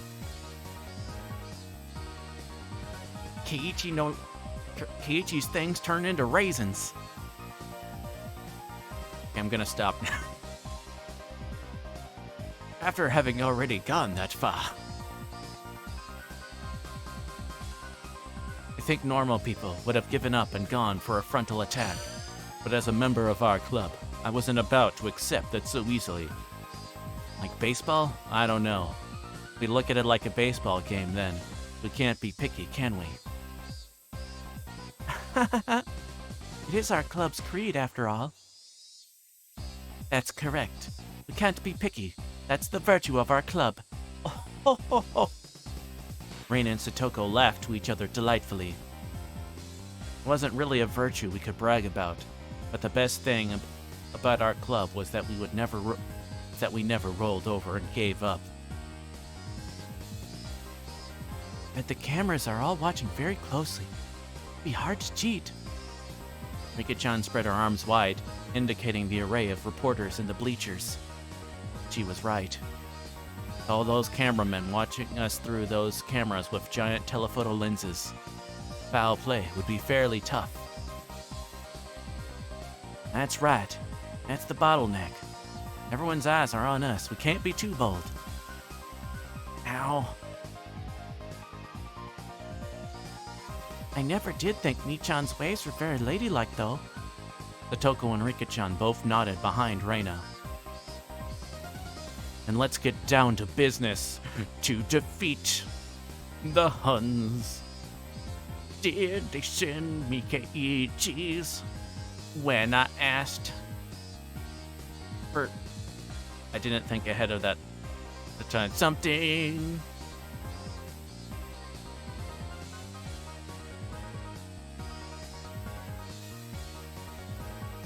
Our team is down one run right now. Plus, it's the bottom of the ninth. We already have 2 outs. This old man's plan had gone better. We'd have our bases loaded right about now. There is no point lamenting a failed plan. Our club never loses heart and always goes on to the next one. Satoko said eagerly, trying to cheer up the downcast Mion, whose secret plan had failed. May have failed, but Satoko still seemed to have another. When I asked for that other... Yeah. Satoko, you seem pretty cheerful, which means you've got something up your sleeve, eh? Eh? Oh my gosh, they've turned Canadian! Got something up your sleeve, eh? Satoko, you're pretty cheerful. Means you've got something up your sleeve, eh?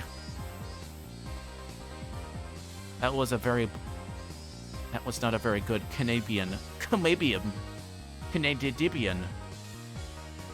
accent.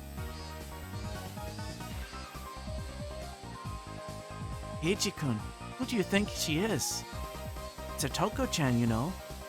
Satoko Hojo-chan. That was right. We called her Trap Master Satoko, didn't we?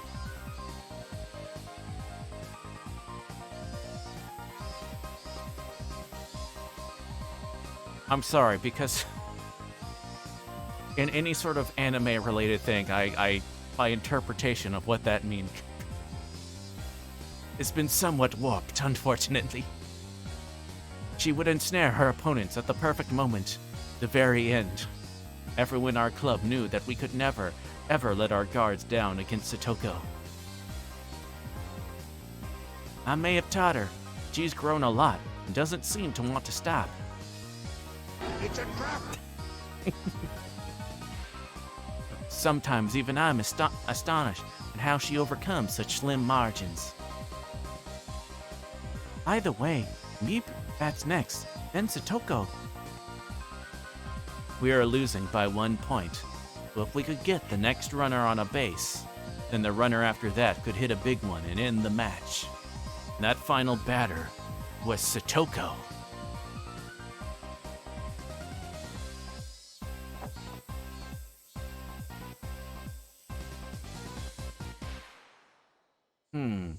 Is there a way she's gonna get him to do to throw balls?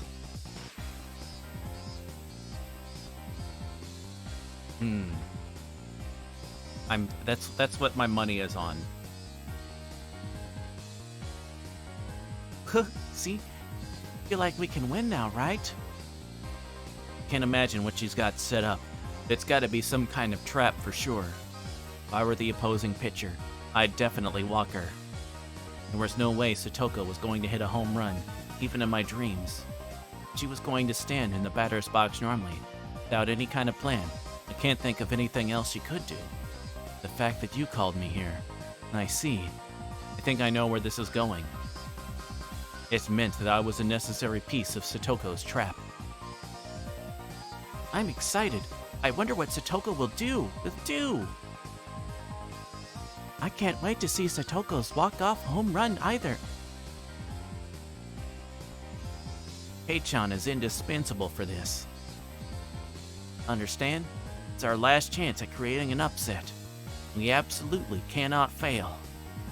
Right, that much I know for sure. Just watch. Satoko and I will give you all a front row seat to the greatest turnaround victory of all time. Then I'll explain your instructions, Keiichi-san. Lend me your ear for a moment.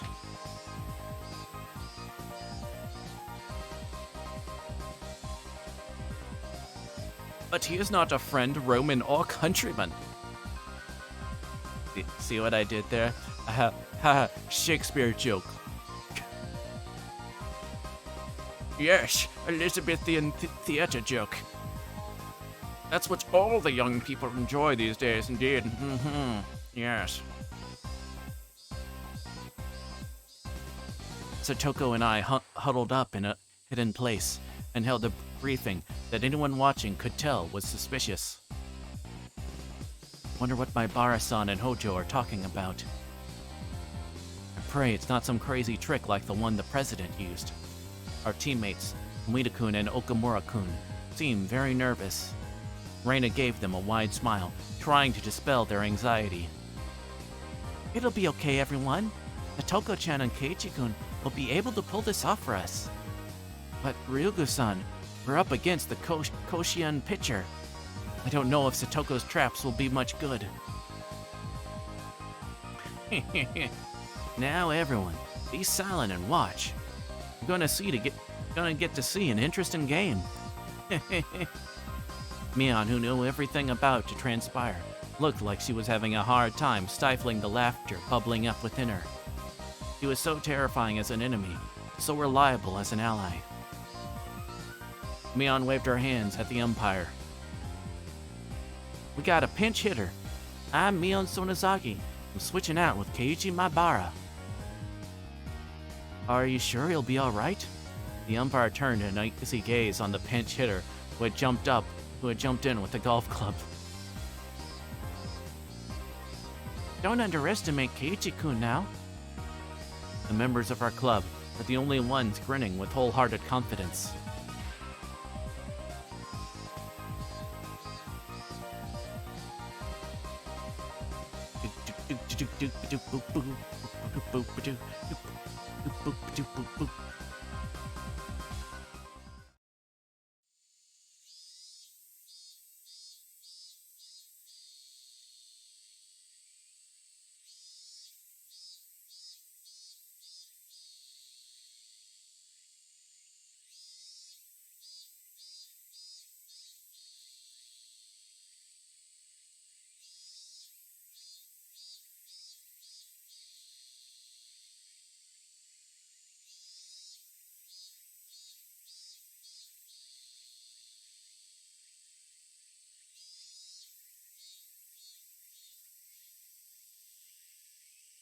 Satoko's plan was definitely simple, but scrupulous. It even looked like the entire situation had gone according to her calculations. The fact that we were losing by 1 point, the fact that I had come late, the fact that Satoko was the last batter, even felt kind of like this had been set up before the game started.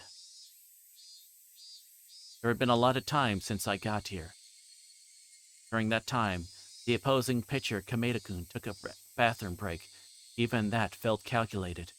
No, this is Satoko we're talking about. So maybe she made him drink controlled laxatives to get him to use the bathroom this exact moment. While he was a long way off, shut up in the bathroom, our plan would begin. The opposing pitcher, Kameda-kun, there he was. Front of the urinal, pleasantly taking care of business. Oh no. He messed with the wrong group of hellions. He thought it was only natural he would win at a grass lot game like this, and relaxed enough to relieve himself without a care in the world. Maybe that was supposed to be his appeal. However, his relaxed state was itself our chance. Right now, already conceded to our club. I too casually walked into the bathroom. There were 3 urinals. Kameda-kun was doing his business at the farthest one. I went to the one next to him. Oh no. I instantly knew he...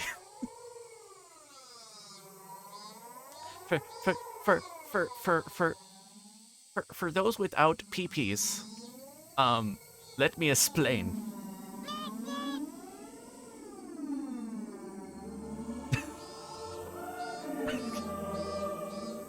Yes, exactly. That is exactly the type of response.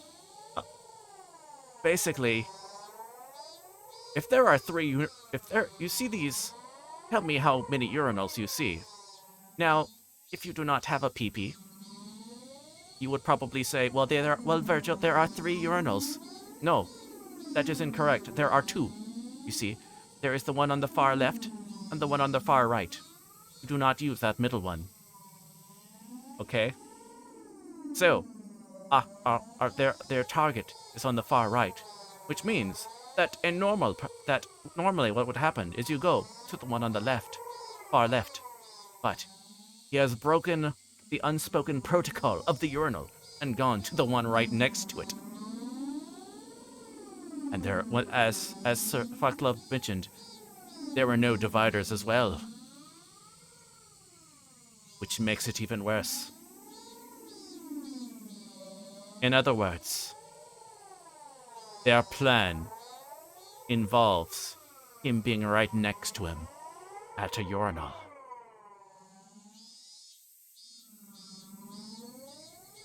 You're welcome for that. It's are you? Darn it, Foxlove, you beat me to it. Hold on.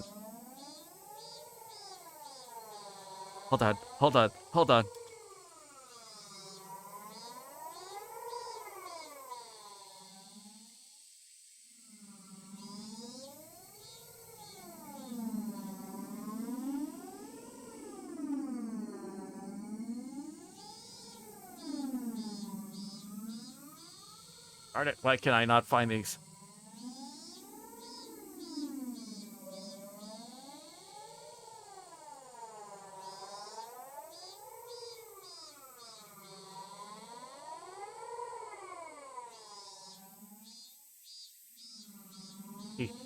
Okay. Hey. He shows up and, like, thank you for the head pet. And he just slides out a printout of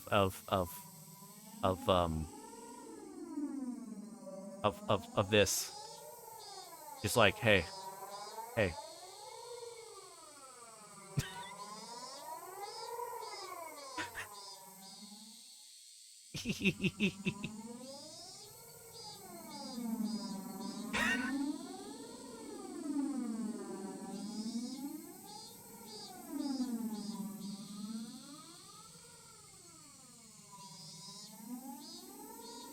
That's...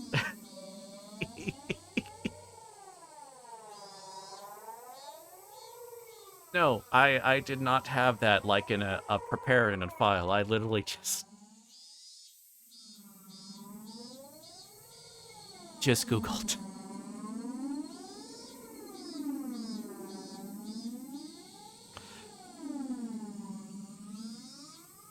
Actually, if you go to Google's images, it's actually the first thing that shows up.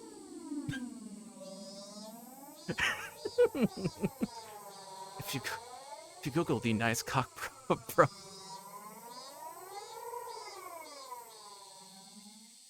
it's the first thing that shows up. You fried just the roosh that you fried chicken.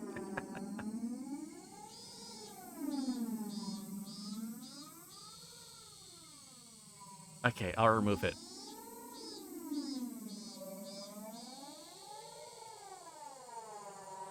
But feel free to have this that popped up that I'd seen before, but alright, where did it go? I swear I downloaded it. Where did it go?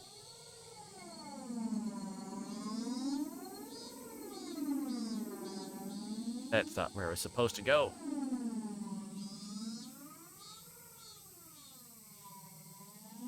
Surprise, motherfucker. Oh. Ah. There we go. Okay, y'all can enjoy that while I honor the leg day.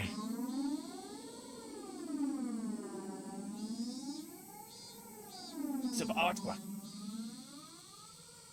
1, 2, 3, 4, 5, 6, 7, 8, 9, 10, 11, 12, 13, 14, 15, 16, 17, 18, 19, 20.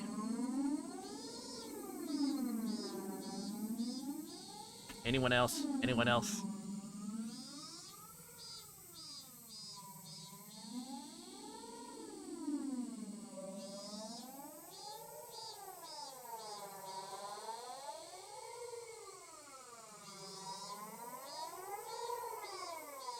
All right, and then someone redeemed. That's up to you if you want to do that.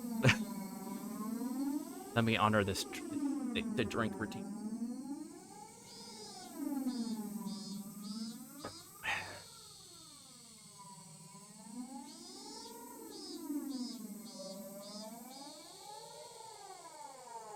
But yeah, in case that didn't show up. I think that's actually like the original version.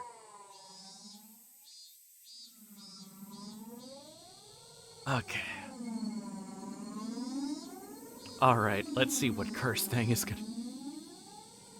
Normally, you would leave one ear open. See? The game knows. Kameda seemed to notice me. I had stood right next to him, after all. Why, look who it is. The big pinch hitter. You recall seeing me swing the golf club around like an idiot. He couldn't seem to resist the urge to laugh. I, however, wasn't frustrated in the slightest. The match had already been won the moment I arrived. The game had been decided. It's a big upset for our team. So now, all I had to do was push things along exactly how Satoko planned. I'm the one who should be laughing. Okay, feel like we should take bets on... take bets on what's he going to do. Hit her with a title bat. Okay, so Zirba is gonna make fun of the size of... Okay. Okay. I'm going to say it involves him getting urine on the guy. That's my, That is my bet. Anyone else want to make a guess?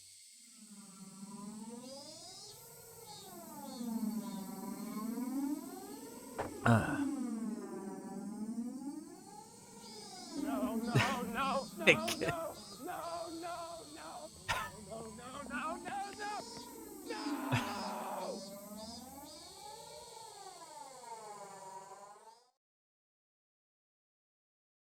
Wonder if Keiichi-kun can do it.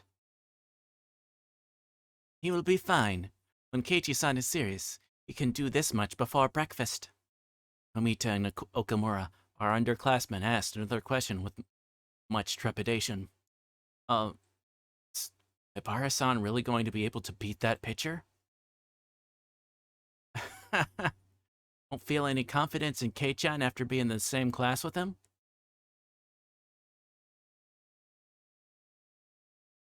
Someday, he could be strong enough to control all of humanity. Join Kei-chan. Could easily rule the world. Everybody wants to rule the world. The world? Our teammates exchanged glances. Did my Bara-senpai really have such incredible strength? So what kind of strength could that be? My question caused stare and bewilderment.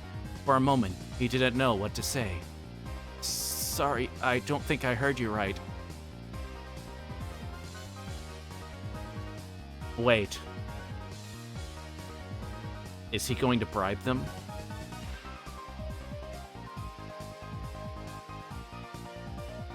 Oh my gosh. He's gonna get him to throw the match. With some untold, like, horror. Probably involving the female members of the club. You say that again. I smiled thinly, looked straight ahead and said it once more, clearly. I'll say it one more time. Let us win. Oh, yeah, right to the point. No threats or beating around the bush or anything. Kamei's brain couldn't figure out the meaning of what I'd said, and I could clearly tell he was confused. What are you, some kind of moron? Let you win? Are you insane? I've relayed our demands. What's your reply? Yes or no? Goes without saying. Like hell I'd let you win. Is your brain broken? Kamei didn't hide his bewilderment. He didn't want to be around someone who would babble on like this for another second. Those thoughts spilled into his expression, and he quickly moved to leave the bathroom. Kameda-kun, what does victory mean for you? That's a dumb question. Priceless, absolute supremacy. Nothing else can change it. He grinned lightly as he answered, as if to make fun of me. How like a sportsman to say that. Victory decides all. No one can change that. Of course not. Or what kind of threats or bribes you come to me. There's nothing valuable enough to make me abandon victory. I was waiting for those words. I, after spinning around 3.5 times, pointed right at Kameda's face. Then don't you think you should ask? Something worth abandoning your precious victory for? What kind of compensation you could be given? What are you saying, stupid? There's nothing that could make me do that. He was denying it, but he stopped. He stopped. He was waiting. He was waiting for me to present some attractive conditions. In a magazine interview, you said your favorite food are grilled meat, and that you don't like sweets. But you lied about that, didn't you? What? For example, let's say you went to a grilled meat buffet. What exactly would be on your plate? Pork loin? Korean barbecue? A pile of beef tongue? That wouldn't be it. You wouldn't bring meat with you. It would be all the pudding and gelatin and cake you could eat. Kinds a girl would love. Pretty, cute, and sweet. You love Western treats like that, don't you? Kameda's face turned utterly pale. Our club already knew that he ate a mountain of desserts, but he went to the grilled meat buffet. We were well aware of his embarrassment at his weakness for sweets despite his age. Kameda-kun couldn't possibly have known that the particular grilled meat buffet chain in Shishibone was owned by a member of the Sonozaki family. I'll have to be careful when I go out to eat with my parents from now on. No, I love the hearty bone-in. No. What you like is gentle, soft, cute piles of desserts topped with colorful creams. It almost makes you think of a girl adorned with frills and ribbons, pure, ignorant of shame. Cute desserts like those girls, so clear and clean. and with your acne-laden face, your sports cut, and your lust in full display, you sully them. Crunch, crunch, crunch, munch, munch, munch. Well, shut up. That's right. You eat desserts, but you don't love them. You just dirty them, violate them, and chew them. All you do is relish in the enjoyment of soiling them. Yeah! Please, no more. My secret pleasure has been found out. I can't go on living. I have to die. You idiot, don't end your life so easily. A slam. I hit him on the side of his head as hard as he could. Minion fell down like a girl. His eyes started watering and he broke down. I'm probably the only one in the world who thinks those things while eating desserts. Oh my gosh, he actually does eat them. I'm nothing but a pervert, pretending to be a proper sportsman. So wait a minute. So when he's eating, he really does like to think of them as, oh my god. Oh my gosh. One day,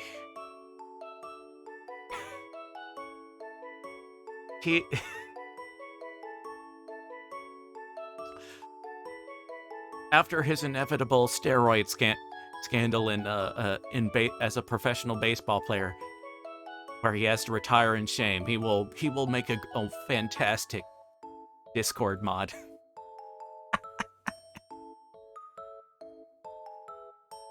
That's right, you're a pervert. Yeah. This time I didn't hit him. Instead, I clapped my hands down on his shoulders. Do not cry, Kameda. What's wrong with a man being a pervert? Dun dun. A man ought to be a pervert, but admitting it sets a man apart from those below him. You've been honest to yourself. You can brag about that. You can be arrogant about it. You can be proud of yourself. Instead of blaming him, I told him to have pride in himself, and Kameda-kun couldn't hide his confusion. Yes. I have been deeply moved by what you've shown me. Desserts are nothing but sweet foods eaten after meals. That's what I thought this whole time. But I was mistaken, and you showed me that. Thanks to you, I can, starting tomorrow, I'll be able to enjoy my desserts in a completely different way. For example, strawberry shortcake. Strawberry shortcake. Gulp. Kamede's throat cried out. The simplicity of strawberry shortcake, indeed. It's somewhat old-fashioned, like the orthodox maids from the gaudy times of the late 1800s. Not those flirty maids with short skirts we have now. An orthodox, fully dressed, authentic maid. It's just strawberries, but please, master, I could not prepare any more than this, so please give them a taste. My honesty is unbelievably great. Please give them their taste. Such a turn on. Turn on. If there are only strawberries, the soft scented cream decoration ends up looking like frills, laces, and embroidery. And she takes it and splits it up with her folk for her master, an elegant aristocrat. No. It would be wilder if she took it and sucked on it vulgarly, like her bad master in his creases. No more than that. Oh.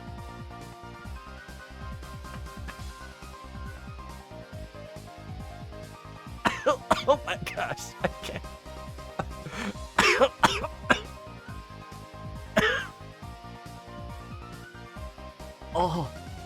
Oh my gosh. Oh my gosh. Thank you, Avian. Oh my gosh, the dent in the strawberry after plucking it. Isn't that even better? Do you let your tongue crawl over it now? What kind of taste must that be? Didn't have to pick the strawberry. Get hold of it, Ibar. I'll go to Angel Mort on the way home and make a shortcake and my plaything all I want. Girls dressed up beautifully, just for me. I draw even closer to the trembling maidens. Then, one by one, I show them. Every one I eat, I hold my jaw tight, just like this, and appraise the goods, wondering which to eat next. Please translate girls as cake, all right? Ichi-kun seems to be talking about combination platters. Emphasis mine. If I'm showing off, I hold my jaw tight like this. Has there ever been a man such as this who could speak so passionately about a single piece of strawberry shortcake? No, there has not. There has never been, I say. Such passionate feelings are trying to melt away the stubbornness in Kameda's mind. Kameda, I'll say it one more time. Let us win. But that would... And fine, I won't rely on you. I rejected Kameda outright and turned on my heel. Enough, we've lost the game, it's over. I don't care about it anymore. Instead, once this game is over, why don't I head down to Angel Mort and get all you can eat of gothic lolitas decorated like Western dolls in frills and ribbons.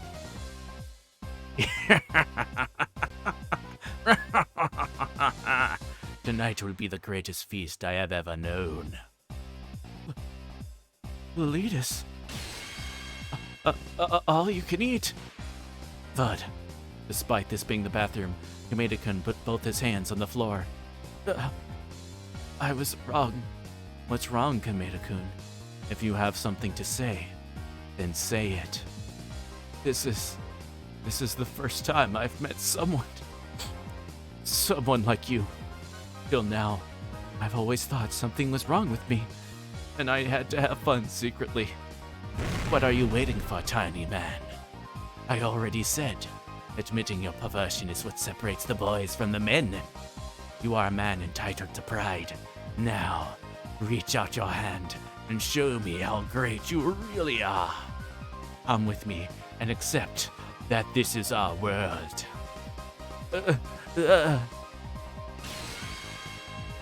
Clap. Kameda-kun was crying tears of gratitude, unable to speak.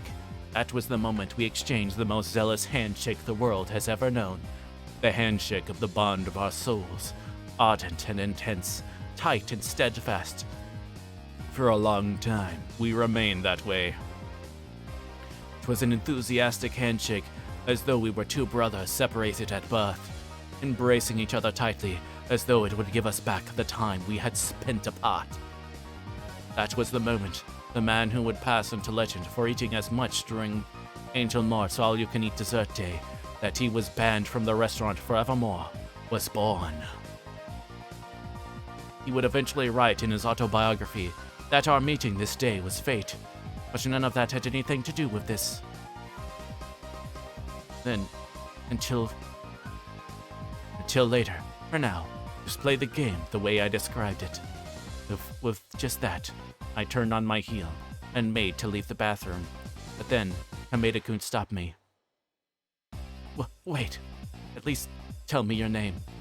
Who, me? My name is Keiichi Maebara. No. Kind of didn't feel like using my real name. Anyway, maybe I should lie to him and use a code name. Just call me K. K? K! Wait, is that actually an embarrassing name? I left the bathroom behind me at a quick pace, hiding my embarrassment. But from what I heard later, I apparently looked quite gallant coming out like that.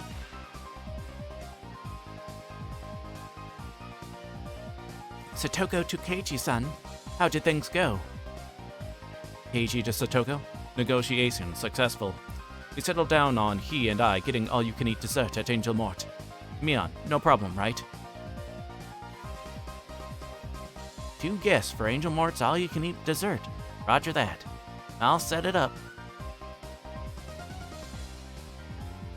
I'm actually quite interested in how you negotiated with them. They had a really fun talk about how delicious dessert is. Probably how...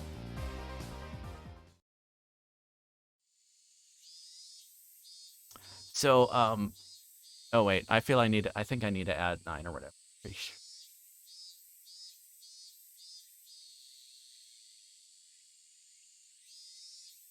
So, anyone else going to be like, just very So who else in chat is going to be like have that whole scene run through their brains momentarily the next time you eat a dessert?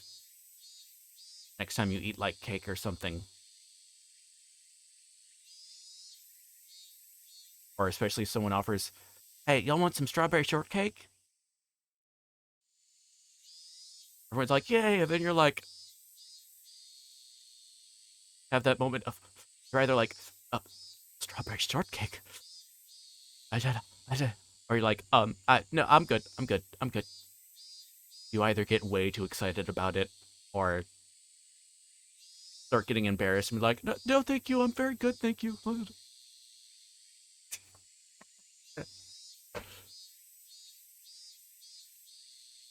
After that, the game started again.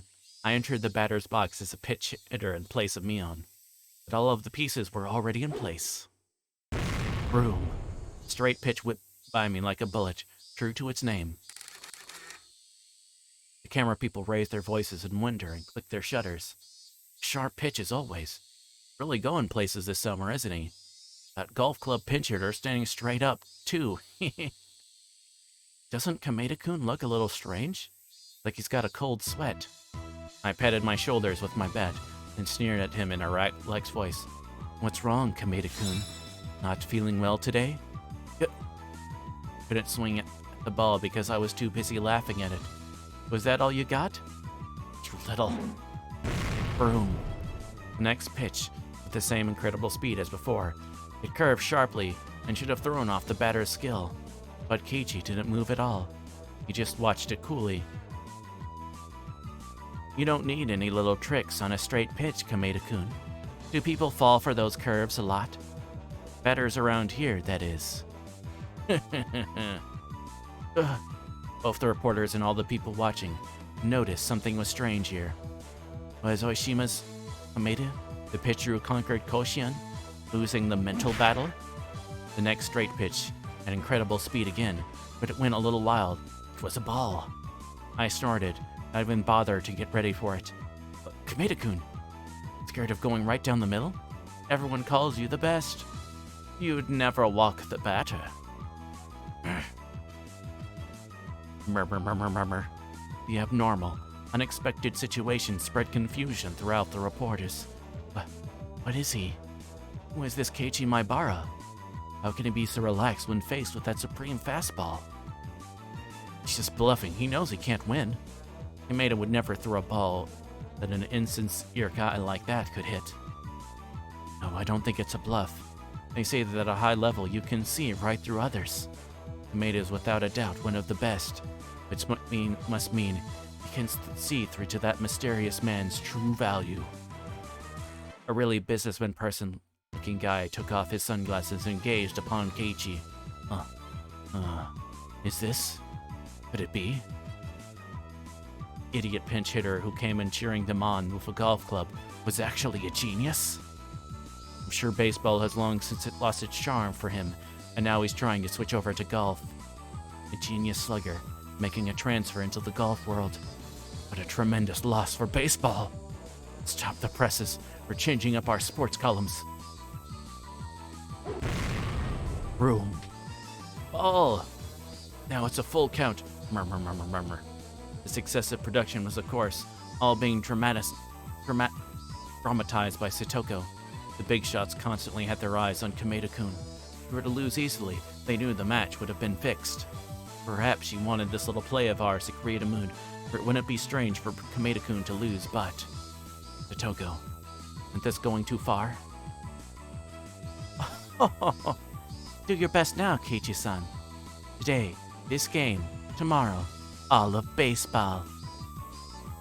Don't want any scouts actually coming after me. Terrified of what would happen when the jig is up. Wait, I can't be making nervous faces right now. Oh, base on balls. Gotten scared, Kameda-kun. I thought you were better than this. Kameda-kun hung his head in feigned dejection. Son, did all this according to plan, right? Yeah, well done, Kameda-kun. Keep going like this for the next batter. Let's wrap this thing up and then... We'll go get all we can eat. grin. Maida-kun and I exchanged evil smiles. For some reason, there were a lot of camera flashes right then. It seemed like our dear journalist friends took it as two worthy rivals smiling to acknowledge each other's strength. I trotted over to face base. The camera flash has continued almost to the point where they were annoying. When I got to first base, one of the reporters came over for an interview. My Bara-kun, do you plan on settling the score with Kameda-kun and Kyoshin? Things like they're about to get too big for me. Maybe I should just be honest and confess that I'm not really into baseball. Kyoshin, never been interested in Japanese baseball, sorry. Whoa, this man, right from the start, he was always aiming for the world. He might become Japan's first ever big leaguer. What?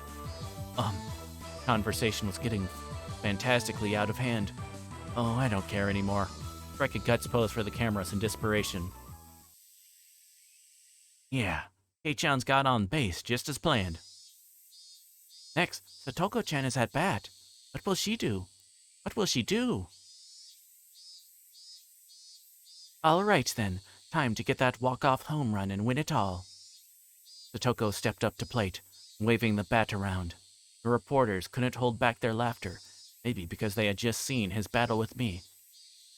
My Bara finally got on base, but now it's all over. I see, so this is why Kameda-kun intentionally walked him. Didn't even fight it. He waited for an easier opponent for the final out. Avoid a direct confrontation like that. Cannot make light of him.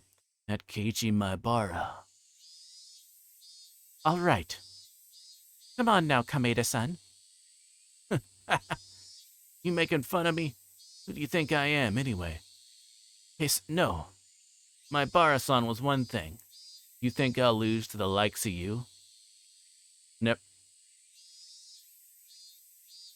this girl stepped up to bat, she had swung wildly and missed, striking out every time. This might sound rude, but however much Kameda holds back, I don't think she'll be able to hit a home run. Hear the reporters declaring that there was no way a comeback would happen. Wait, what? Satoko. She swung wildly and missed every single time she stepped up to bat. Boom. She swung after the sound had ended, completely mistiming it. I could hear disappointed voices coming from those rooting for Hinamizawa.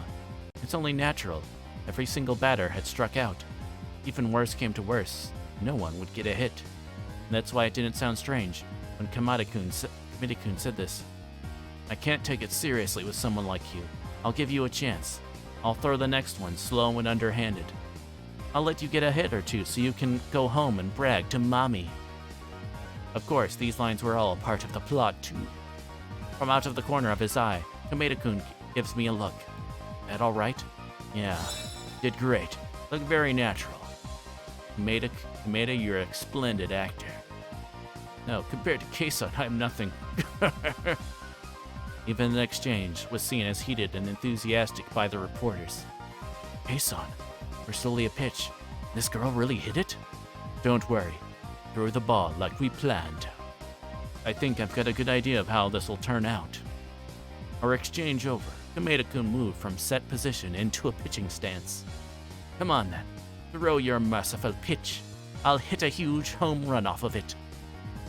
She had struck out every time she was at bat. When I heard that, my vague ideas became firm beliefs. And out of Kameda-kun's hand comes a slow, lazy pitch, as though they were playing catch. Normal people would probably be able to hit it, but for Satoko, who had been striking out the whole time. Just when people started to think that way, the members of our club had already realized that Satoko's trap had begun. It was true. Striking out constantly today had all been laying the groundwork for this moment. An act. All to make it feel like Kameda-kun letting off the gas wasn't strange at all. Which meant, in other words, that Satoko... Crack! Oh, she got it! Look at it go! I don't even need to run, do I?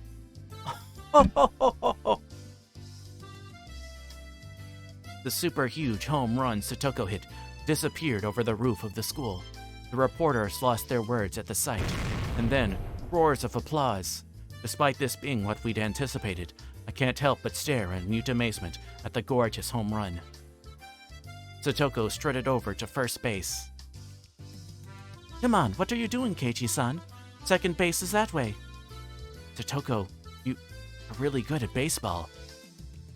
Satoko grinned, showing her fang-like canines in reply. Come to think of it, she played baseball a lot with Tomita and the others during lunch, didn't she? The fact that they always invited her to play meant she was by no means bad at it. And you purposely struck out all those times, since before Kameda-kun even got here. Geez, you've really got something for every occasion. I say this all the time, do I not? I only have one trap, and when everything is about to come to a conclusion, it's enough that I don't even have to worry. Ho ho ho! Damn it. Sounded kind of cool. Basically, she was just bragging about hitting the ball, but when Satoko did it, it looked so cool. We crossed home plate in order, me, then Satoko, and completed our walk-off home run. Our teammates welcomed us back with their blessings. My Bara-san was amazing today, really cool. I never thought it would happen. Tomita and Okamura praised me. About that, Tomita-kun, Okamura-kun, turned things around just fine. Reina thinks you were cool too. Good work. It was nothing. I briskly clasped my hand against Reina's outstretched palm. Satoko did brilliantly too. He gave us a spectacular ending.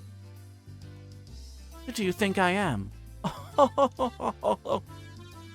Man, can't underestimate her. Toko Hojo. Kei-chan was really great too, winning Kameda over like that. He is a magician of duplicity. Rika-chan, I don't think that's a compliment. But really, only Keiichi-san could have pulled off such a drastic move. I wouldn't have been able to do it myself. I'd very much like you to teach me sometime. If Satoko learns such displays of power, that's terrifying to even imagine. I'd prefer it if you didn't mimic me. After declaring the match over, the umpire came to us. Well, I never. You actually won. I'm shocked. We said Satoko could hit it, didn't we? You didn't believe us at all.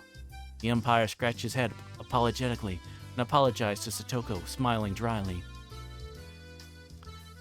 And Keiichi-kun was amazing too, wasn't he? Keiichi-kun is actually the most reliable person here.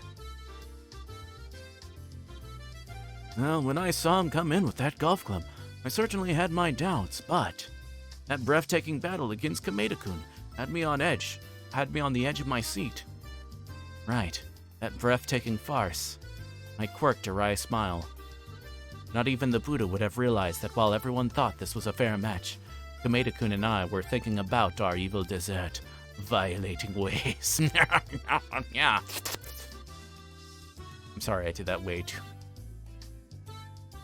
too much into that. Excuse me, coach. Remember your promise, do you not? Yeah. Guess I have no choice. We did it! Keiichi-kun, this means we're having a barbecue meetup tomorrow. Reina clapped her hands, and we all began to dance with joy. Tomita and our other teammates were jumping up and down too. What's that about? Barbecue meetup? Hey, wait, what on earth are you talking about? We made a promise that if we won today's game, he'd treat us to a barbecue party with all kinds of high-class meats. It wasn't looking good for a while when Kameda-kun appeared, but thanks to Keiichi-san, we've won that privilege. I see, so that's what this was all about. It was certainly not a game we could have lost. Erie's big wallet will be so sad. So sad. You're right about that, but I did make a promise. When we eat, we do it without any mercy. We need to feed our growing bodies after all. All right, everyone. Tomorrow we dine like kings. Yeah. All of the members of the... Hold on.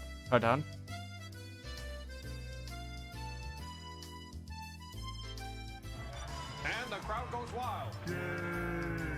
There we go. Need to remember that. But all the members of the Hinamizawa fighters raised their fists high in the air and cheered. Rika-chan was petting the head of the umpire, who was smiling painfully at the off-kilter remarks. He gave her his head and looked like he was about to cry. It looked like the price of victory would be pretty big. You beat me, but I have no choice since I promised. Guess I should go shopping for some meat. Coach, get some grade A beef like you promised. We won't forgive you if you buy nothing but vegetables to keep it cheap. The umpire, whom they called Coach, grinned dryly, crestfallen. Umpire? Coach? The uniform he was wearing had Hinamizawa Fighters written on it. Oh, so he's not just the umpire, he was actually our team's coach. My Baro-kun, is that alright? Can I call you that? Yeah.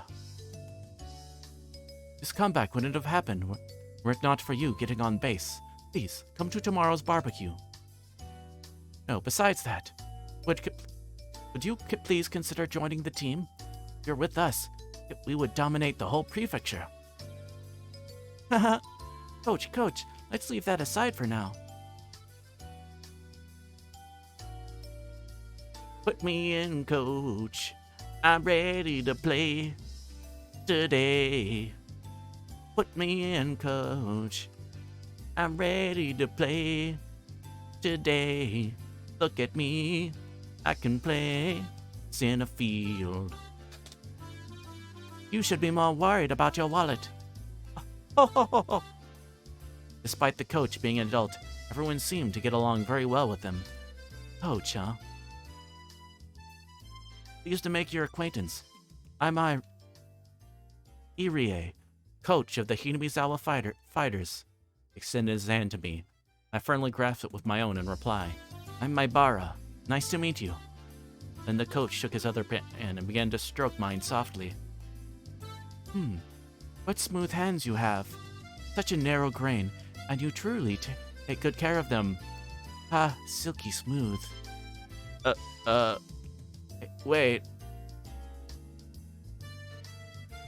I must strictly instruct our maids to take this good care of their skin as well. And punish the bad ones who don't. Maids? What are you talking about? Such velvety hands. I just want to put them to work.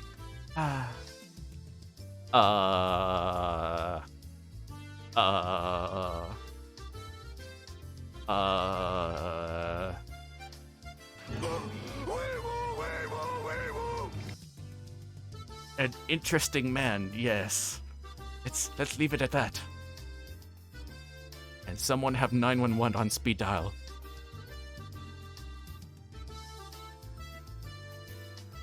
Or more like have the number for the FBI on speed dial. The coach's eyes were spellbound, and as his delusions floated through his very own original magical universe, he made a supremely satisfied smile. How do I put this? Who the hell is this guy? Looks so flustered. Our coach is a little strange, but he's really funny, you know? I felt like you couldn't measure him by saying strange or funny. Really didn't think we'd get along. Snap. The other self in my mind made a witty retort for some reason. Come on, settle down already. You're making Keiichi-san uncomfortable. Silky smooth. Coach didn't try to take his hands off mine until Satoko hit him with 3-fold wash bucket attacks, causing him to faint. Ah yes, that's right, Satoko has the ability to cause falling wash buckets appear out of thin air. Yes, did. You have received new tips. Satoko's trap course advanced.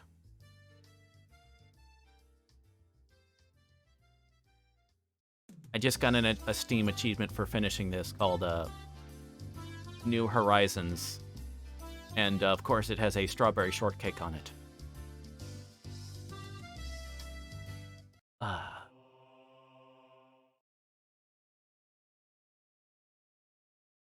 It was a peaceful lunch break. Thud, clatter, splash. What? What was that? I just heard something really loud from the hallway. What was it? What was it?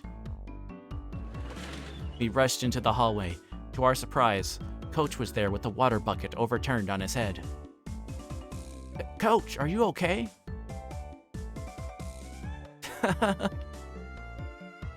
Man, you sure got me. Hello, everyone. Coach greets us cool and calm. What's going on, Coach? Don't come to school very much. Well, I don't come here once a week as part of my job. Oh my gosh, his voice keeps changing.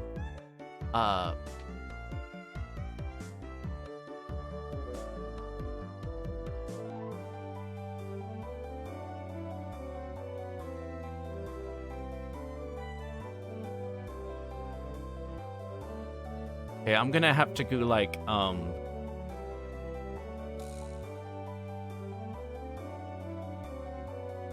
I think I might have to do a poll on what voice to do this guy. I think it was Irie. I'll have to write him down as like Coach or whatever, but on like some ideas I could maybe, because I think I'll have to do like a definite like specific impersonation thing or something for him. Toka-chan's little trick always comes when you least expect them.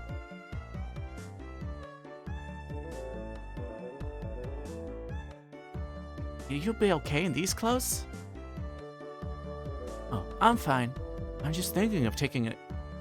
Well, it could be like the Yes guy from like for example, it could be like the Yes guy from The Simpsons or whatever. Ooh, I'm fine. I was just thinking of taking a nice bath. This is actually cooling me off. You do that, or I could give him the Mr. Mackey thing. Oh, I'm fine. I was actually just thinking of taking a nice bath. This is actually cooling me off. So, which make him like a creepy Mr. Mackey, I guess. Oh, I'm fine. I was just thinking of taking a nice bath, so this is actually cooling me off. You're calm, Coach. Heck, you never get mad. That really makes you come off as an adult. He was right. If I were Coach, I would have started running around with the bucket still on my head, looking for her. His adult way of not getting mad at every little child's prank was admirable. Listen, my Bara-san. With things like this, changing your perspective just a little can make it either irritating or pleasant. It's all about how you react to it. That weird, really overly calm. If there's some secret trick to staying so calm after getting hit in the head, the bucket filled with water, then I'm begging you, tell me. Tell me. For example, say this was an old... No, I could do it. I was trying to think of them like the Yugi voice, but... Or the Pharaoh or whatever from Yu-Gi-Oh, but I can't do that, I think. For example, let's say this was old and traditional family, dating back to the Meiji era. Okay. And let's say they had many maids under their employ.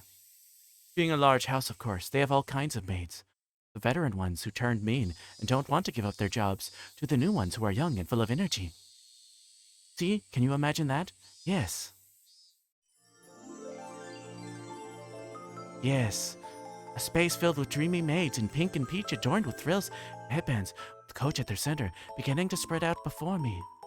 The newer maids, with all their youthful vitality, giving everything they have to please their master. But the older maids won't allow that to happen. They find fault with everything they do, bullying them and tormenting them all day long. Look, there's still so much dust here. Oh, I'm so sorry. Do it over. Flash. A bucket falls upside down on the maid. She's soaking wet, and she wants to cry, but still puts on a brave face. Ha ha ha. Maids. Aw, I don't get it, but it sounds fun. Maybe Reina should be a maid too. Ah, geez, stop. You're even infected Reina. And you, Kei-chan, don't go getting lost forever in Coach's world. Not for this character trait. Coach would be a good person too.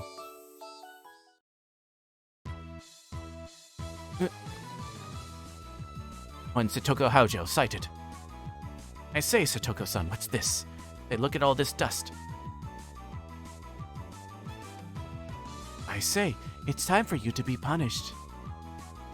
What? Yeah. Coach plucked Satoko up and started giving her a spanking.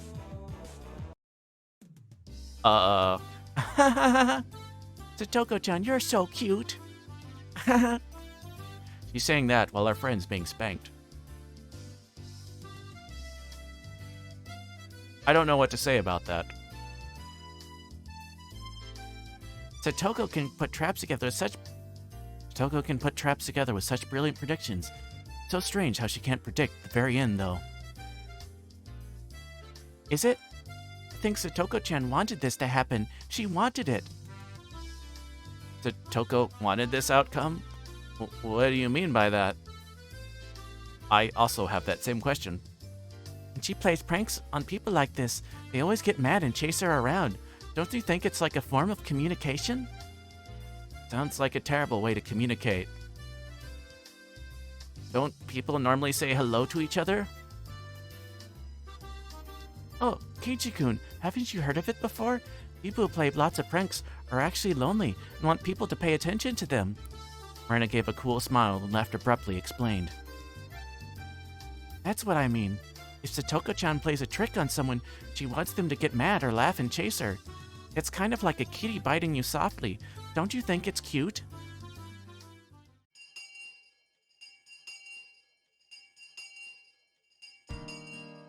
They will definitely be surprised right here and jump backwards. But if I put it in this spot, it will work for certain. Satoko, regaling us with her trap philosophy, was improving the already brutal trap hell on the mountain. If Reina was right, and our traps are to get people to pay attention to her, and all of these traps on this mountain were basically a crystallized form, those feelings. Alone with Rika-chan, setting up trap after trap after trap in the mountains, always waiting for someone to fall into them.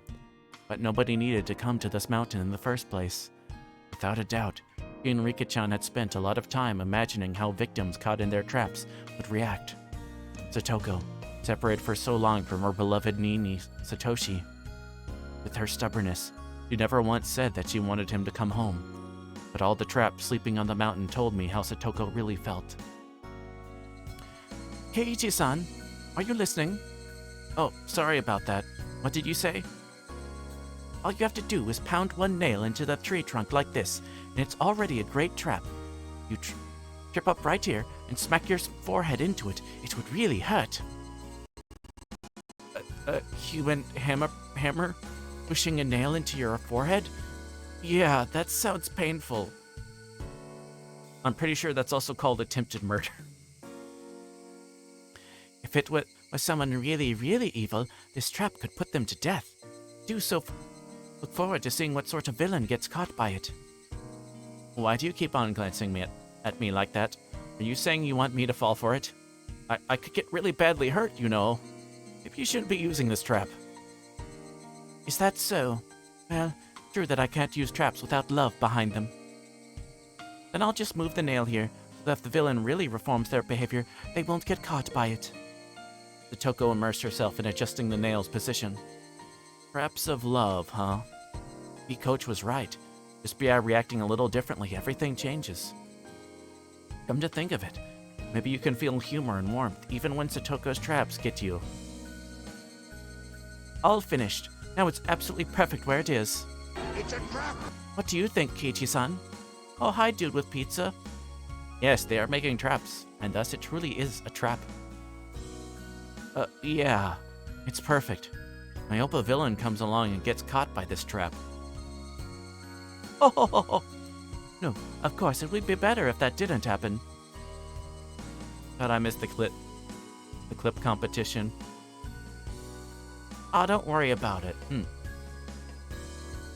looked a little painful. I considered coming here sometimes and getting caught in it.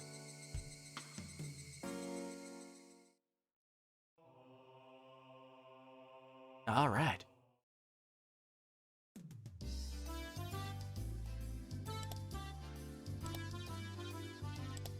It's the end of chapter 3.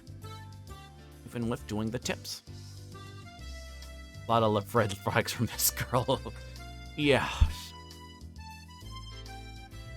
She is quite terrifying.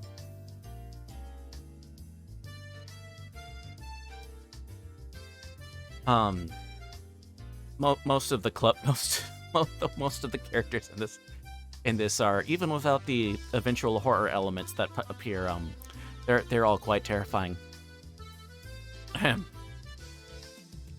Okay. But let's see, it's past the 3-hour mark. So we're actually gonna call it for tonight.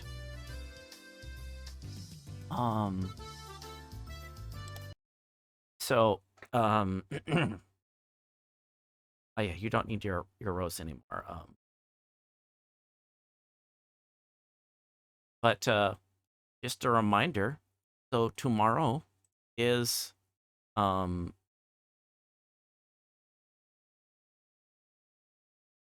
our will be our I will be doing the special stream of Pokemon Smash or Pass with the if our friend and resident emote artist Nyan, who is also I spelled it wrong. Who is also currently almost finished with my character reference sheet.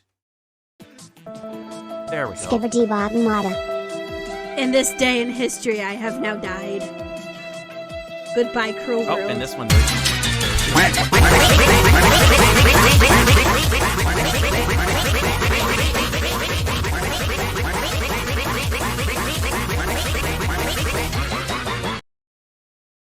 Okay. So yeah, that's them. So yeah, we'll combine Smash or Pass, and that's all. I believe it was. I looked it up. It was. I believe it's 1008 Pokemon as of Generation 9. So yes, that's going to be. I think if I did the math right, if we average 10 as long as we don't, or as long as the average for each Pokemon doesn't go over 10 seconds on each one,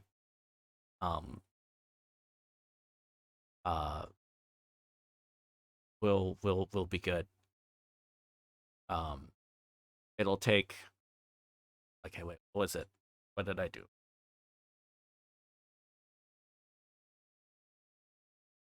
Not that. Okay. Times 10. I just added 0. Why did I?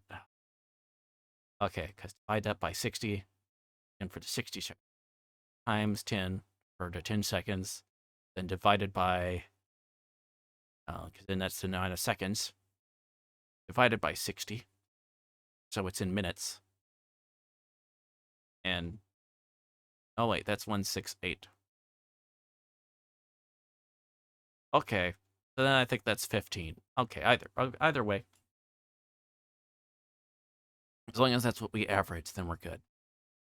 Hold on, let me. Okay. Now divided by 60.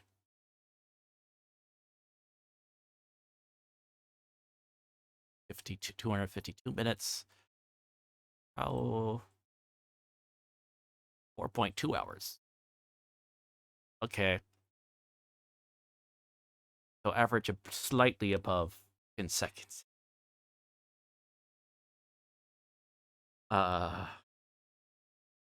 Anyway, it'll be an impressive stream for 2 hours.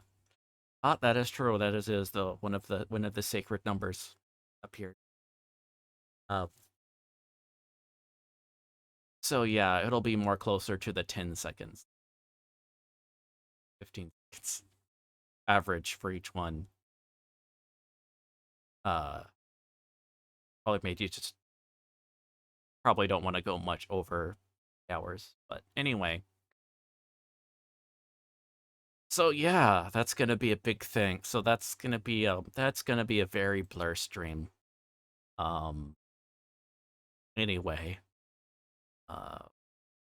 Is there anything? Oh yeah. And on, if I said the 13th, yeah, which I actually have it on the Twitch schedule. But on the 13th, it'll be like a fever dream. Yup. Yep, that sounds about right, actually. But, so on the 13th at 1 p.m. Central Time, I will be doing a collab with Geronimo Keto, aka Batmom. So I'll have to stick closer to being. I'll be stepping closer to being wholesome for that stream. Or I guess not so, at least more closer to say so. Somewhat. Because we'll be playing a cute visual novel, a cute short visual novel called Love at First Sight, where your girlfriend is an adorable widow cyclops. Yes. She's like looking at me. Hello. I'm not worthy. Who's looking at you? Junker Queen. She's on her throne.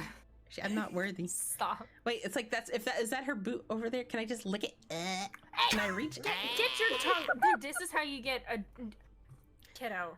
Look, you're a bat. You can't go licking boots and putting out a whole new type of COVID. Okay? But I love her. After I say I should be more like Say So or wholesome, at least slightly more, then I get that clip.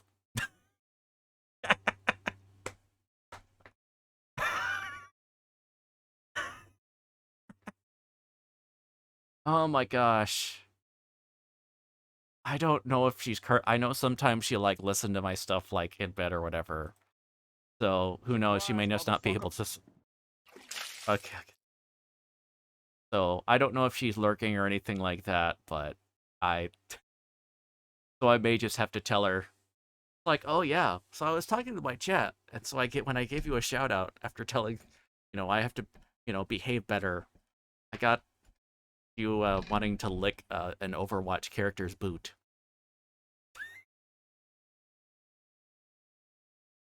I'm sure she'll be thrilled to hear that. Oh, okay. Like day. If anyone has any they want to use, now's the chance.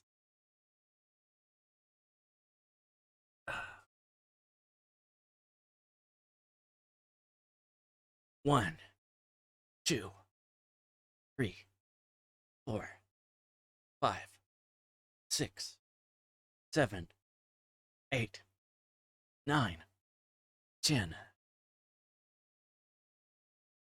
Okay, that everyone? No more leg. No more leg.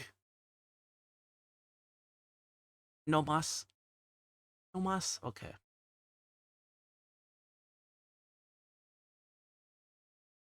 Sit down. Chair. Like, haha. All right.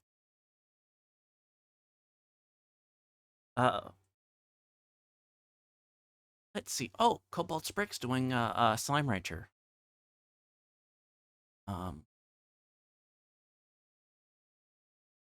Give them a rate.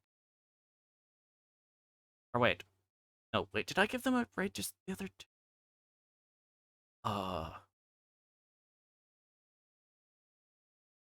Wait. Oh, hold on.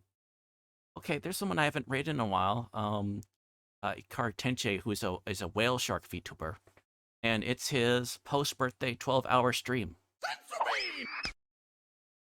So yeah, we better go in and better give them a rate.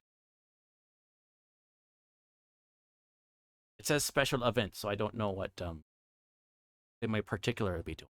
But okay, definitely give them a rate. They're doing a special thing.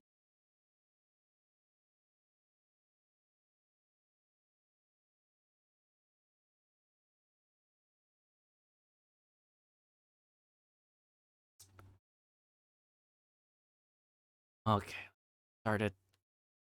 All right, and once again, thank you all so much for all awesome. I so much appreciate your continued support. Once again, thank you to Lock and Load for so much to Lock and Load for uh the sub for all the gift subs. I was 7. Yeah.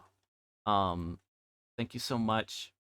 If you happen to be lurking and hear me, but everyone else, thank you also. But also, just thank you everyone who came to watch. Y'all have a good night or day, depending on what time zone is.